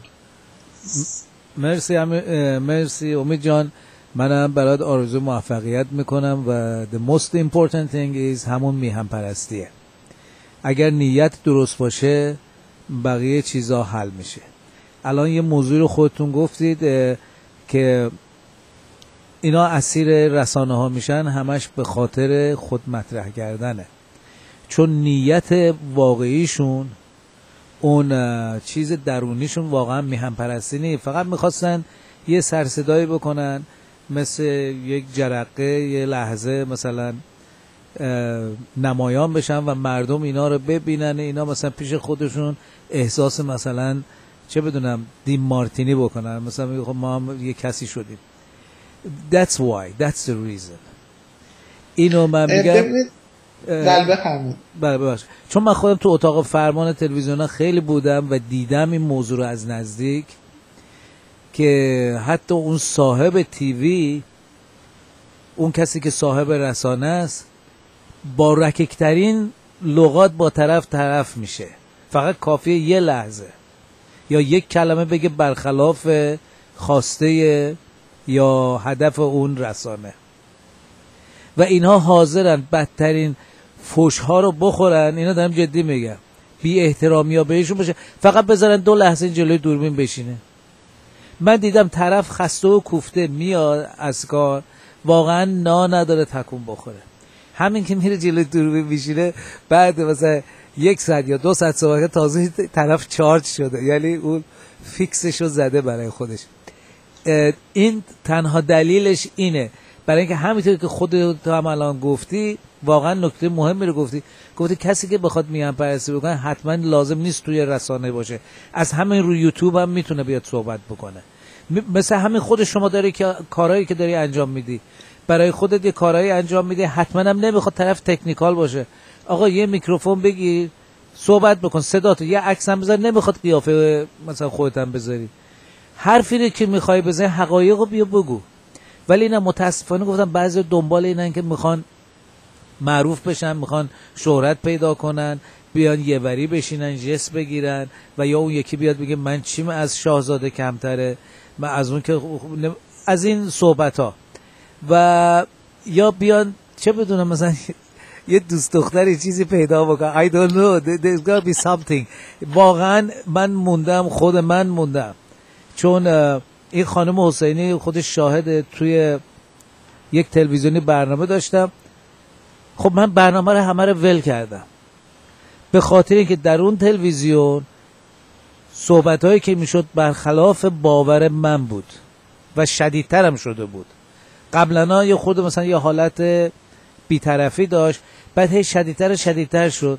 مثلا ما شب می نشستیم هر چی صحبت میکردیم، حقایق رو میگفتیم. خانم حسینی بود، من یادمه که خیلی از دوستان دیگه بودن، می آمدن صحبت میکردن. صبح میدیدیم که اینا اون شغالا دور هم جمع میشدن، برنامه رو وا میکردن، شروع میکردن مثلا توهین کردن به طرفداران پادشاهی. ولی من اونجا رو ول کردم به خاطر چینا. خانم حسینی هم شاید because I don't care که اون دشمنا از من خوششون بیاد یا نیاد. میخوام تا 1000 سال دیگه نیاد. برای من چیزی که مهمه کسانی که هم فکر من هستن و میخوان حقایق رو بگن. That's why. و خیلی هم خوشحالم که you think the same way. شما هم و میخواستم به تبریک بگم، congratulation بگم که واقعا یه جوون خوب و پاکیزه هستی. I hope you stay the same way و برات آرزوی موفقیت میکنم عزیزم. مرسی. سپاسگزارتونم، خیلی ممنون. من فقط این جمله رو بگم، اگه آدم نیتش پاک باشه و واقعا با نیت درست بیاد تو فضای مبارزاتی، معروف شدن و همه اینا خودش خود به خود میاد. ولی اگه کسی که نیتش معروف شدن باشه بیاد تو فضای سیاسی، به همین افکاری دوچار میشه که یه روز در جلسه سکولار دموکراتا میشینن، یه روز در جلسه شورای ملی میشینه، یه روز در جلسه پادشاهی خواهان میشینه، فردا کنار مجاهدین عکس میندازه، همه جا میره که عکسشون بیفته و چون نیت نادرستیه، معروف هم که میشن به عنوان یک انسان منفعت طلب معروف میشن، نه یک فعال سیاسی جدی. به هر روی دستتون درد نکنه، خیلی ممنون از این وقتی که به من دادید و اگه امری نیستش من شما رو به خداوند ایران میسپارم. نه گرامی، سپاسگزار امید جان. درود ما هم به بانوی گرانقدرتون برسونید. سپاسگزارتونم. پاینده باشید. پاینده باشید. شب بخیر. پاینده ایران. بدرود گرامی. خب خانم حسینی عزیز جان واقعا دست این جوان درد نکنه. گفتم کار قبلیش هم دیدم راجع به همین شاملو درست کرده بود، کارهای قشنگ انجام میده. It's nice. کسی که نه به خاطر پول این کار انجام میده. اون خانم سیمین خاله سیمین خاله سیمین بگو سیمین بگو خاله سیمین جون. آره که به خاطر پول انجام دادم، نه به خاطر معروفیتی که مثلا قیافش تو تلویزیون بیفته. نمیدونم اینا. شما نمیدونی من چه به پیامایی میگرفتم درباره امید.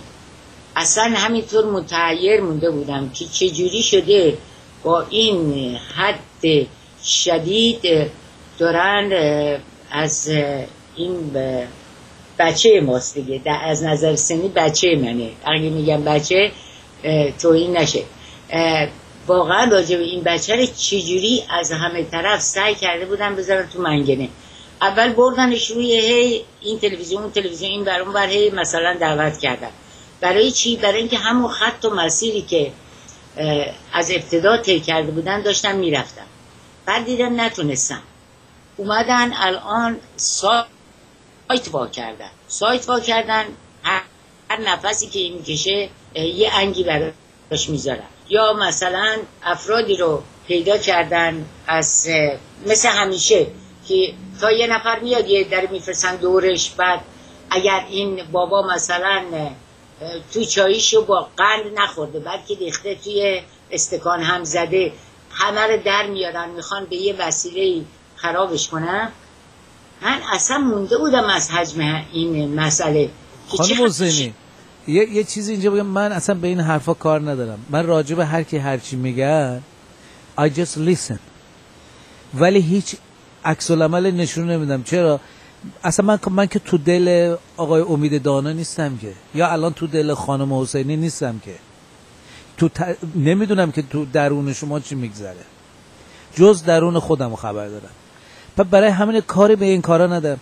اون شخصی که هر کی میخواد باشه ایکس، تا زمانی که داره حرفایی رو میزنه که حرفای دل منه، یعنی داره سرزمین ماست، راجع به ایران داره صحبت میکنه، راجع به ایران داره فداکاری میکنه، من طرفدارشم. همین لحظه ای که برگشت اون طرفی حرف زد، یه دفعه میشه قاضی شهید. درست. من کار ندارم اصلا الان بیام میگه آقا این طرف این اصلا نمیدونم بدترین آدم دنیاست، اصلا بابا پسر خاله خود خلخالی بوده، نمیدونم اصلا I don't care. تا زمانی که داره راجب میهنم صحبت میکنه و داره زحمت میکشه، چی میگن، I'm with him. اما لحظه ای که زد تو خاکی دیگه تمام شد رفته. اون موقع خودش رو نشون داده و داریم عده‌ای بودن اومدن های و هوی کردن، بعد مثلا سازمان مشروطه درست کردن، بعد وسطش یه دفعه گفته دیگه خب این طرف خودشو لیبرال دموکرات لو داد دیگه، تمام شد رفت دیگه. من حالا کار ندارم بگن باباش کی بوده، پسرعموش چی بوده، خودش چی کاره بوده، یا راجب همین خالصیمی روزی که من گفتم این شعر رو گفته هم گوش واو چه شعری، به دوباره میسازم. بعد که برنامه‌های دیگه‌اش اومد بیرون دیدیم نه این بابا توده‌ایه، این مخالف ایرانه و از نژاد عراقیاست، از نژاد همین آخونداست، اومده از عراق اومده و فلان و بیسار و بهمان. خب تموم میشه میره دیگه. حالا کار ندارم بهترین شاعر ممکنه باشه یا بهتر، اون یک چی میگن اون چیزا اپینینه، به اپینین یکی ممکنه بهترین شاعر باشه، به اپینین این نفر ممکنه نه مفتضح ترین شاعر باشه. راجب اون قضاوت نمیگم، ولی قضاوت من در عمل این شخصه. با احترام به شما، ولی از اونجایی که من انقدر تازیانه خوردم و پس گردنی و اردنگ خوردم، خط و مسیرم یه مقدار با شما تفاوت داره. من وقتی یه نفر رو اسمش میارن، یعنی تا وقتی که در حیطه خودش باشه و از این قارقارای کوچیک بکنه کارش ندارم. ولی که وقتی یکی رو میبینم که دارن مطرح میکنن، اولین کاری که میکنم، شما یادته هر گروهی که میاد روی کار تو همین برنامه تو همین تلویزیون، من میرم تا چند هفته تمام سابقه اینا رو در میارم. چرا؟ برای اینکه عملهای انسانها یعنی اون ناشی از ضمیر ناخودآگاهشونه قبل براشون بوده و رو اون مسیر اومدن.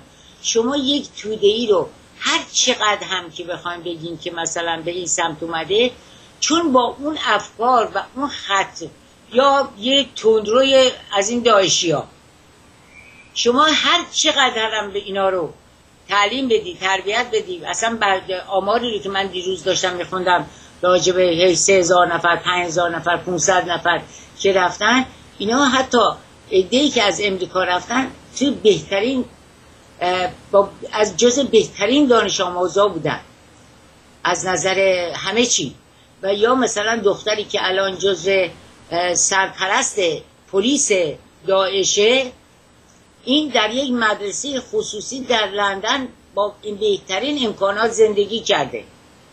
خب اینا رو من تمام باید سابقه کلی اینا رو تا اونجایی که میتونم به دست بیارم. وقتی این زمینه رو داشتم، اون وقت بعدن وقتی این بابا شروع کرد به حرف زدن، میفهمم وقتی داره حرف میزنه به کدوم مسیر میخواد حرکت کنه.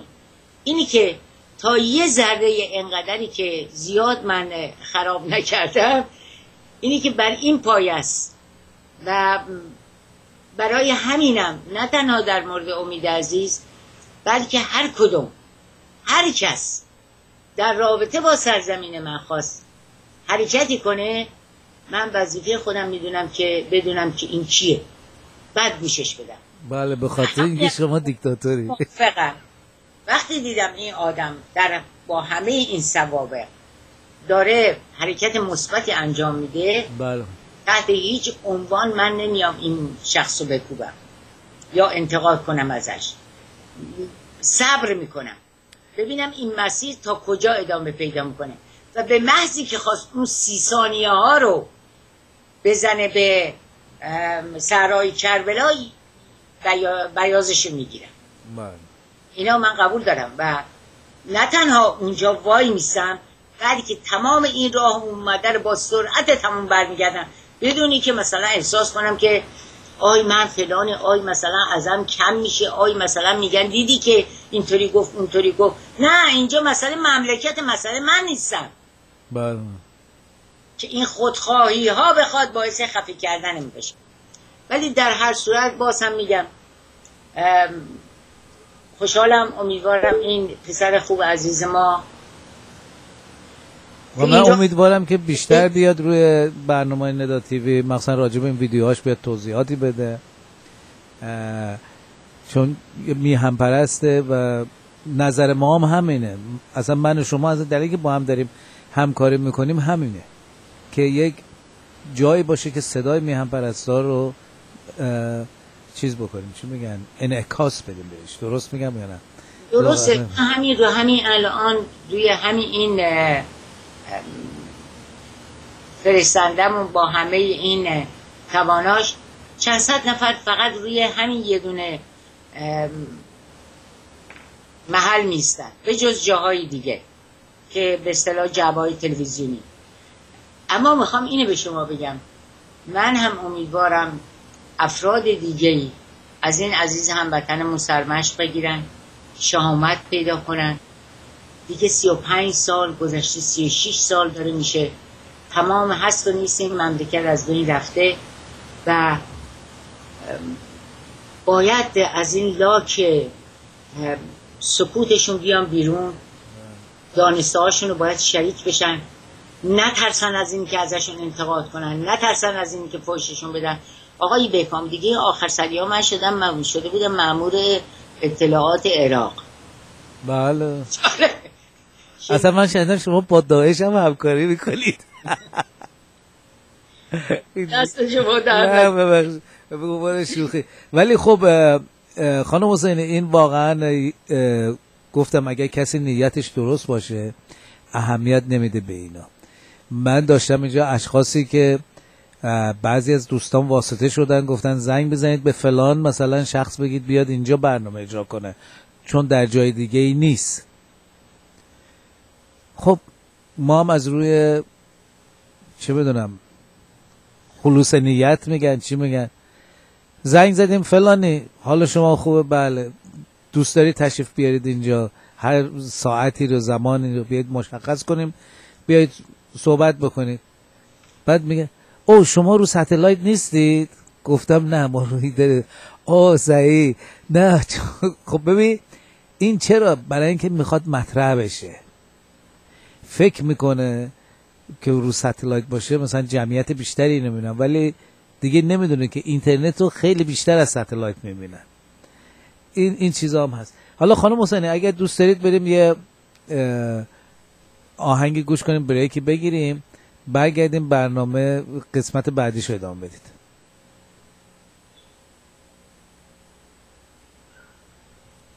الو خانم حسینی مثل قطع شدید شما. من شما رو گوش میدم. بله اوکی، پس با هم میریم این ویدیو خلیج فارسی که ما درست کردیم نگاه میکنیم و بعد یک آهنگ شاد، چون اون آهنگی که توی برنامه توی این کلیپ آقای امید بود، امید دانا، اونجا که اون مثل دوتا گداها ایلا داشتن آهنگ میخوندن، اسمش چیه؟ این خال سیمینو با اون چیزه، خدا او که اسم این پسره چیه؟ ریش داره ناله میکنه، اسمش نگی. تقیه اسمش، نمیم چیه؟ شیره‌ای. شیره‌ای. اصلا داشتم میخوندم من یه دفعه یاد اون سینه زلی افتادم، بخواستم بیزازمت. بکام جان بله برگردیم، به خاطر اینکه امروز روز تعطیلیه چند تا به مطلب کوچیک و در این حال جوکوار براتون بخونم. بله بریم این آهنگ گوش کنیم و بیایم. بعدم این ویدیوی خلیج فارس هم به خاطر شما میذارم که دستتون در نکنه. من عاشق این کلیپم. پرودیوس شده در ندا تیوی. میریم به این ندا.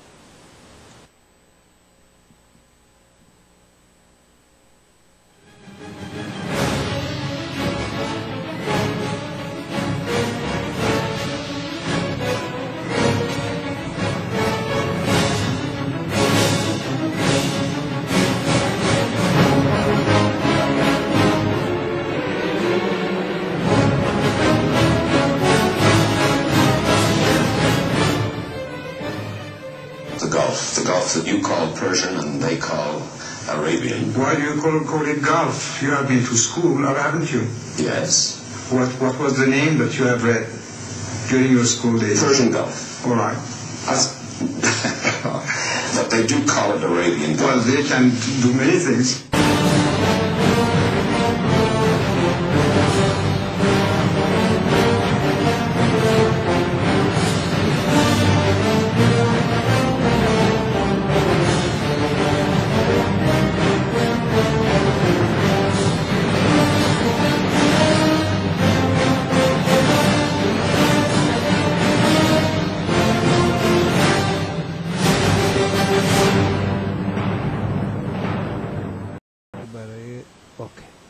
بله اینم از یه بریک کوتاه برگشتیم و خب خانم حسینی بفرمایید.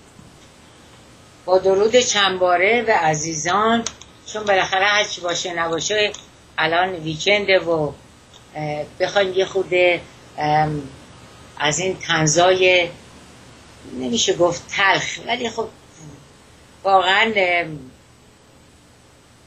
اینا رو با شما در میون بذارم. داشتم خب منم مثل همه شما آخر هفته ها به خصوص روزنامه ها رو زیر رو میکردم مجله، چشمم به یک متن جالبی خورد، دیدم یه عکس انداختن و مقداری هم از این شکلات کاکائویی ها درست کردن گذاشتن و روی هر کدام از این شکلات کاکائویی ها یک ملخ به اصطلاح تنوری. ملخ تنوری چیه؟ نوشته شیرینی پز فرانسوی به نام ماسکوات شیرینی های جدیدش را به شیوه عجیب تهیه میکنند. او از حشراتی مانند کرم، ملخ و چیزهای دیگه مثل جیرجیرک و اینا برای تزیین شکلات هایش استفاده میکنند. این حشرات یک بسته 9 تایی از این شکلات ها حدود $30 قیمت دارد. همانطور که در گزارش سازمان ملل آمده است، خوردن حشرات علاوه بر مفیدی و مغذی بودن میتواند به لاغری هم کمک کند. متوجه شدی؟ بله. کار سازمان ملل ما به اینجا رسیده که بیاد تبلیغ کنه آقای اوباما 1 میلیون خورده جایزه بده به چند تا دانشجو که تونستن چیپس ملخ درست کنن. یعنی ملخ رو میذارن. من یادم خیلی قدیما که بچه بودم تو خرمشهر، حالا تا من میگم عربا یهو نپریم بالاها، عربا ملخ میخوردن. یعنی چی؟ اینا رو میگرفتن، دیده بودم قشنگ، اون سرشونو بالاشونو میکندن مینداختن تو مایتابه، مثل ما که تخمه بو میدادیم اینا رو بو میدادن و بعد خوش میشد تق تق تق تق صدا میکرد و میشستن مثلا بعد از ظهر که میشد غروب که میشد مثل ما که میشستیم تخمه میشکستیم اینا میشستن ملخ میشکستن. خانم حسینی بگم نکنم آشپزه که شیرینی پزه همین حسین آشپزه و حشره‌ها هم که میپخته نکنه چیزه. حالا مطمئن باشین که اینم وارد کار میشه. این چه جالب بود سید امیر حشره. بله. کار به جایی میرسه که بانکیمون، خب حالا چون بانکیمون از این چشتنگاست و شما میدونید که چشتنگا همیشه اینو میگه هر چی که روی زمین بجنبه بود، در آسمان بپره بود، زیر آب باشه، تکون بخوره، تو نخوریش از دستت رفته.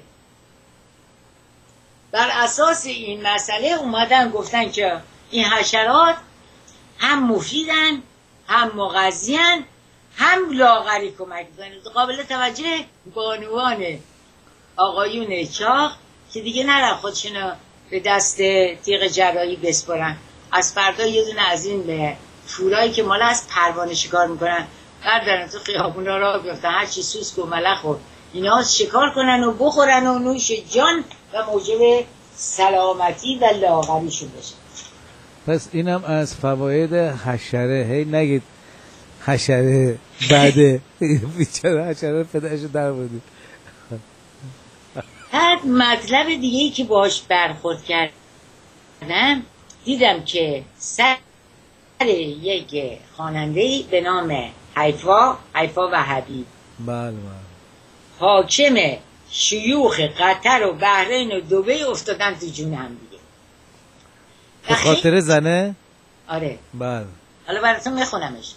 و خیلی جالبه بدونین که این هموطنان رسانه‌ای ما مثل همون موقع به موازات اینه که هی میگن سلطنت، وقتی سلطان وقتی که به این شیوخ عرب میرسن که دیروز و حتی همین الان تنبونشون هم دشتاششون هم نمیتونن جا کنن، میگن بر میگردن ما رو میگن سلطان، اینا رو میگن پادشاه. شاه هم نمیگن پادشاه. پادشاه بحرین، پادشاه چیزی ها رو خودش میگه شیخ، اینا میگن امیر، شیخ، سلطان، اینا نخیر پادشاه. حالا بریم سر مسئله.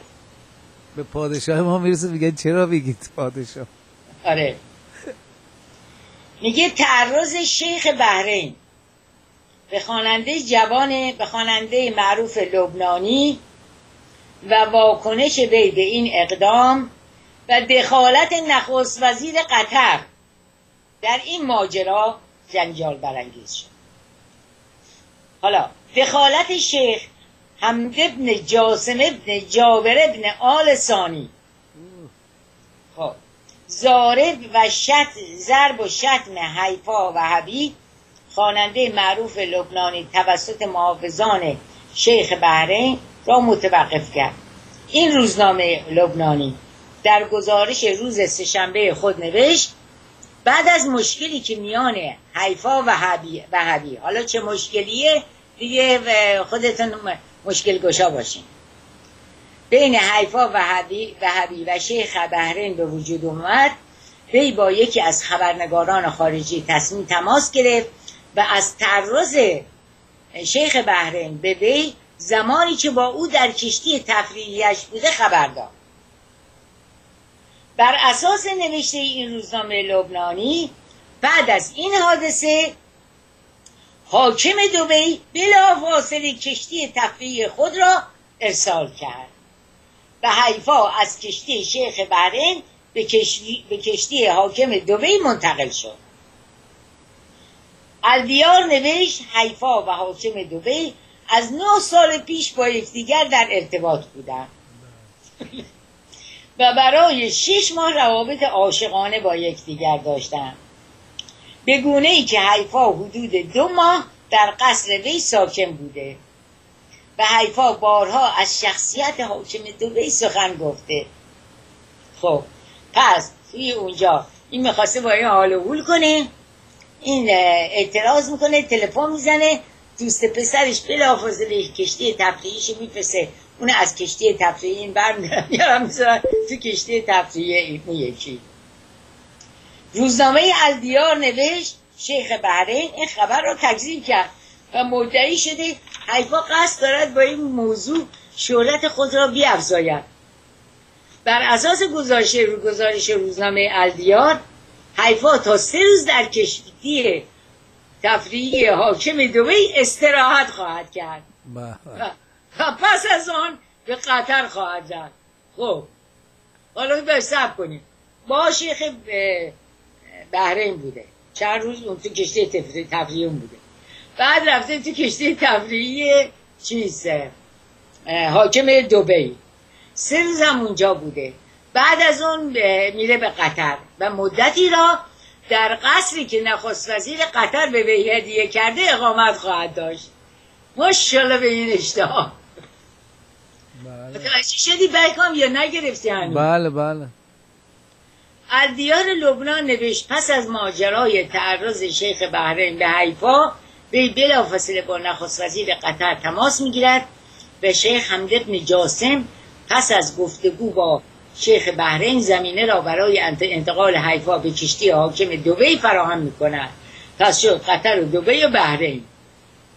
این روزنامه لبنانی نوشت حیفا قصد دارد علیه شیخ بحرین شکایت کند، اما نخست وزیر قطر در حال میانجیگری برای متقاعد کردن حیفا از انصراف شکایت است. الدیار اضافه کرد شیخ بحرین به حیفا پیشنهاد کرده در مقابل صرف نظر کردن از شکایت مقادیر قابل توجهی طلا دریافت کند که قیمت آن بالغ بر 6 میلیون دلار است. خوش با حالشون. البته روزنامه مصری الیوم السابع نوشت وکیل حیفا و حری قصد دارد روزنامه الدیار هم شکایت کند و اعلام کرده که خبر منتشر شده صحت نداره. اگه صحت نداره چرا پس زنگ زدی حاکم قطر؟ انتشار خبر رسوایی شیخ بحرین بازتاب گسترده‌ای در روزنامه ها داد. جان مادرتون گوش کنید. سکینه بلند شده در اینجا رفته با شیخ بحرین رو کشت تفتیش هالوود. بعد از اون زنگ زده به شیخ قطر گفته این من بلاری. بعد از اون حاکم قطر زنگ زده به حاکم دبی. حاکم دبی بلافاصله کشتیش فرستاده رفته اونجا 3 روز اونجا بوده 3 روز هم رو کشتیه بوده و بعد هم رفته قطر که نخست وزیر قطر که همه اینا جز خانواده شیوخ خودشونن دیگه یه قصر بهش داده رفته تو اون قصرش استراحت کنه 3 روز هم اونجا مونده بود خستگیش در بیاره. عجب خرط و خرید تمام روزنامه ها و 3 شیخ نشین عربی ریختن به جون هم دیگه سر این حیفا خانم حیف نون. این هم از روزگاری که داره میگذره و ما کجاییم و اینا کجان و چه وضعیتی الان در دنیا. بله. یکی دیگه از خلبازی هایی که جماعت در آوردن بهتره براتون بخونمش که زیاد باش راجبش حرف نزنم چون وقتمونم تموم شده. میگه پس از گذشت 30 سال از جشن عقد و عروسی دایانا شاهزاده شاهدخت ولز و پرنس چارلز تکی از کیک عروسی این دو در امریکا در یک مزایده به فروش رفته است. تکی کیک مزبور که کپک زده است در یک مزایده اینترنتی در لس آنجلس به مبلغ 1375 دلار 1000 یورو فروخته شد. وقتی پول زیاد شما ببینیم به چه جا میرسه و در اون سمت چجوری مسائل اتفاق میفته از فقر و قحطی و گرسنگی و بیماری. یک مسئله دیگه هم در رابطه با این حضراتی که هی نوبت به اولیا که رسید آسمان تپید نوبت به ایران که میرسه حرف پادشاهی رو میزنن میخوان یقه خودشونو بدرمونن و کسانی که نمیدونن پادشاهی هم بدبخت خاک تو سرم فلان اینا. این خبرم برای اونا بخونم. جشن 200 سالگی سلطنت در هلند. بازم نوشته سلطنت. ببینید شیخا رو عربای بدوی سوسمارخور و شیر شترخور رو می نویسه پادشاه و این پادشاهی ها رو می نویسه سلطنت. هلند روز سه‌شنبه 30 آگوست 200مین سالگرد پادشاهی، من میخونم پادشاهی اون کلمه نمیخونم، در این کشور را با حضور نمایندگان کشورهای همسایه جشن گرفت. این مراسم در شهر ماستریخت برگزار شد. افزون بر ویلهلم آلکساندر و ماکسیما پادشاه و ملکه هلند، فیلیپ و ماتیلده پادشاه و ملکه بلژیک، ماریا ترزا و هنری از خاندان سلطنتی لوکزامبورگ و همچنین یوآخیم گاوک رئیس جمهور آلمان از جمله حاضران در این جشن بودند. جشن 200 سالگی پادشاهی رو تو کشورشون این خاندان گرفتن. اون وقت نوبت به ما که میرسه یه مشته مغرض خائن، یه مش ابله نادان اون حرفا و کلماتی میذارن که حتی آقا چرا داری میگی شاهزاده، چرا داری میگی آریامر، چرا داری میگیم فلان. میدونی ما با چنین تناقض وحشتناکی روبرو هستیم.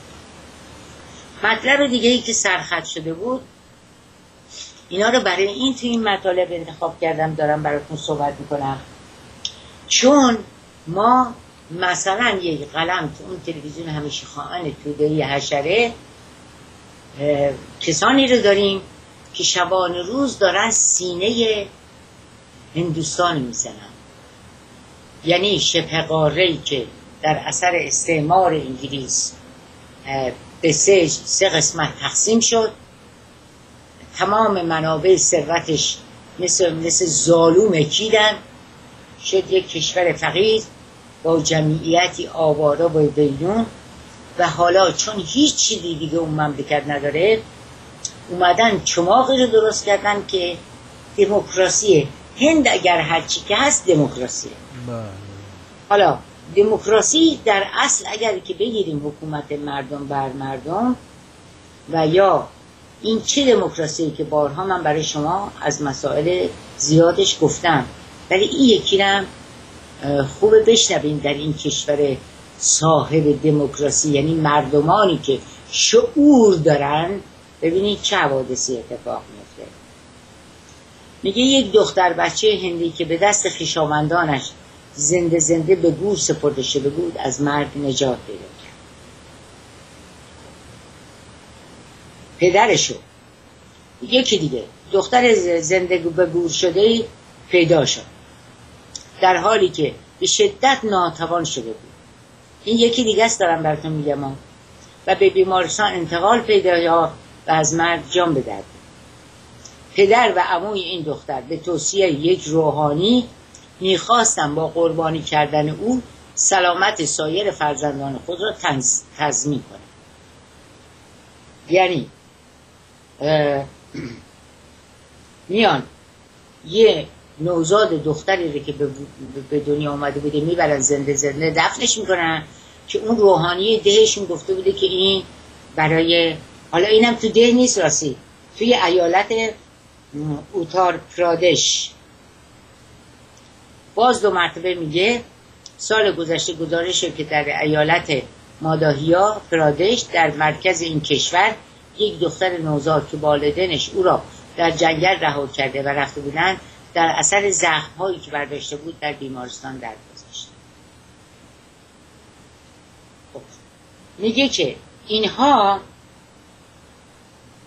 باز یکی دیگه میگه به گزارش خبرنگار WC، یعنی همون کسایی که اینا رو به این روز نشوندن، مدت پس از آن یکی از روستایان هنگام عبور از محل صدای ناله ضعیفی را شنید و با کنار زدن خاک دختر بچه نیمه جان دیگری را بیرون آورد. این کودک به بیمارستان انتقال یافته و تحت درمان قرار گرفته و وضع او جسمی او رضایت بخش نیست.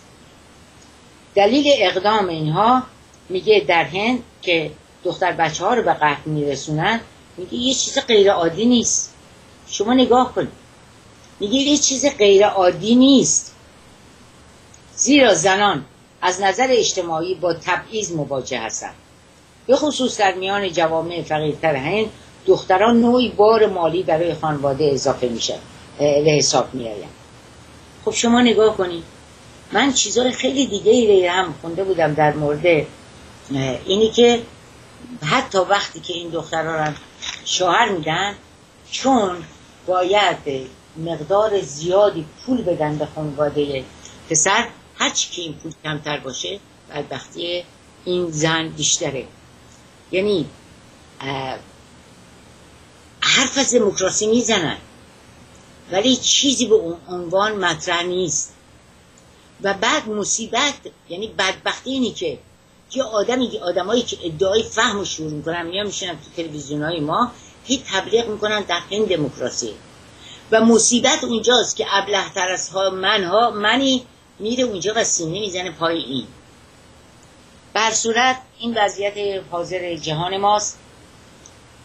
ضمن سپاس از شما، ضمن سپاس از امید دانای گرامی، ضمن سپاس مضاعف از بهکام عزیز، و با تشکر قلبی از هموطنانی که مهم نیست چقدر همیاری کردن، همراه بودن برای برقراری این برنامه. ازشون سپاسگزارم و امیدوارم هفته خوبی رو در پیش داشته باشین. و آقای بهکام عزیزم، اگر شما امری، فرمایشی، دستوری ندارین، ما بتونیم به هموطنانمون بدرود بگیم و بعداً بگیم که آیا شما این کلیپ رو هم خواهید گذاشت. برنامه دیروزتون که الان روی فیسبوک شما هم هست، اگر چک کنید روی فیسبوک نداتیبی هم هست. مال امروز هم مسلما میذارم. پاینده باشین، همتون پاینده باشین و شب و روز خوب و روزگار سربلندی رو براتون آرزو می‌کنم. و یه چیز دیگر رو با وجودی که دلم نمیخواد بگم، برای اینکه خبرهای ناگوار آدمو واقعا چی بهتون بگم ناراحت میکنه، به خصوص راجع به کسانی که از وطن پرستای خوب ما هستن. با خبر شدیم که آقای پروفسور مسعود انصاری در اثر سکته قلبی بدرود حیات گفتن. قلبی یا مغزی؟ قلبی نوشتن. من فقط میخوام اینو اضافه کنم، ضمن واقعا تسلیت به خانواده ایشون، به تمام عزیزان وطن پرستمون، به کسانی که برای روشنگری در مورد مسائل تلاش کردن، تسلیت میگم و سرسلامتی میدم و میخوام بهشون بگم که گروهی از آدما به ظاهر زنده ولی در واقع مردن. برعکس یه انسانهای شریف، میهم پرست و بزرگی هستن که حتی بعد از اون مرگ جسمانی هم که بهشون دست میده باز هم زنده هستن و همیشه و همه جا همراه با همیهنانمون هستن. این انسان متواضع و من شخصا باشون دیدار داشتم. چند باری که می اومدن توی به تورنتو که برنامه داشتن، می رفتیم با یکی از عزیزان، همین بانو رحیمی، به دیدارشون بیرون دور هم بودیم و یا اینکه منت می زاشتن برای من، تشریف می آوردن اینجا توی این کلبه خرابه ما و این افتخار رو به من می دادن که در کنارشون باشیم. انسانی بودن هستن بسیار متواضع، اینقدر این با تمام دانشی که ایشون دارن به قدری داشتن، به قدر این انسان متواضع، مهربان، نمیدونم با چه کلماتی ازشون حرف بزنم، با عشق، با محبت، با طرف برخورد میکردن، حرف میزدن. برای من واقعا یک عزیز دوست داشتنی بودن. خاطرم هست یه روز ما داشتیم شب از اینجا میرفتیم، قرار بود شام همه یه جای جمع بشیم و بعد تقسیم شدن تو ماشینم. من با پهلوی ایشون نشسته بودم. آقای بهکام خدا بیامرز عینک ته استکانی میزن. باور کن تو اون طوفان و بارون شدید تو شب من هایوی نمیدیدم، ولی این عزیز اون چنان طرف است و با سرعت رانندگی میکرد که من دستم گرفته بودم به دستگیره ماشین و به قول معروف انا لله و انا الیه راجعون خودم خونده بودم.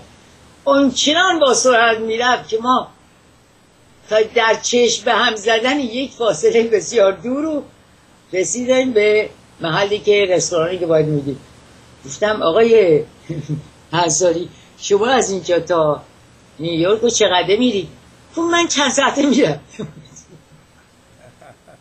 هر چی داشتم فکر میکردم که من که با این جاده آشنام، تو این شب با این شدت بارندگی و رعد و برق جرئت نمیکنم چجوری راه برم، مثلا چشامم سالمه. این خدا بیامرز چجوری با دل و جرأت تخت گاز میرفت دیگه. خاطرات خیلی خوبی از این انسان وارسته دارم و بهتون میگم این دست آدما در ذهن و تاریخ سرزمین ما زنده هستند و خواهند. بله الان عکس ایشون هم رو فیسبوک بوده گذاشتم. دستت درد نکنه بهتون. بله واقعا محبت کردید. پروفسور انصاری گرامی. بله واقعا درود بر وجود نازنینشون. نمیدونم به خبر کاملی ندارم، تلفن خونهشون و تلفن دستیشون رو دارم، ولی میدونم اگر زنگ بزنم نمیدونم چی جواب خواهد داد، چی باید بگم. یعنی موندم که بلکه بتونم اطلاعات تازه تری درباره این عزیز فریخته، این مایه افتخار سرزمینمون پیدا کنیم. برنامه رو گفتگو رو با شما رو به همینجا خاتمه میدیم. امیدوارم قدر میهم پرستانتون رو بدونین. نشه سال 57 که خونسا نشستی نگاه کردیم سرداران رشید، انسانهای میهم پرستتون بی گناه اونطوری قلقم شدن و به خاک و خون کشیده شدن. حداقل بعد از 35 سال یاد بگیرین برای میهم پرستان واقعیتون بیستین. پاینده و سرافراز و سربلند باشین و بدرود بکام عزیزم. برگرامی مرسی. منم تسلیت میگم به خانواده پروفسور انصاری، به دوستان ایشون و یارانشون و به میهم پرستان ایرانی. واقعا متاسفم. بدرود. بدرود گرامی.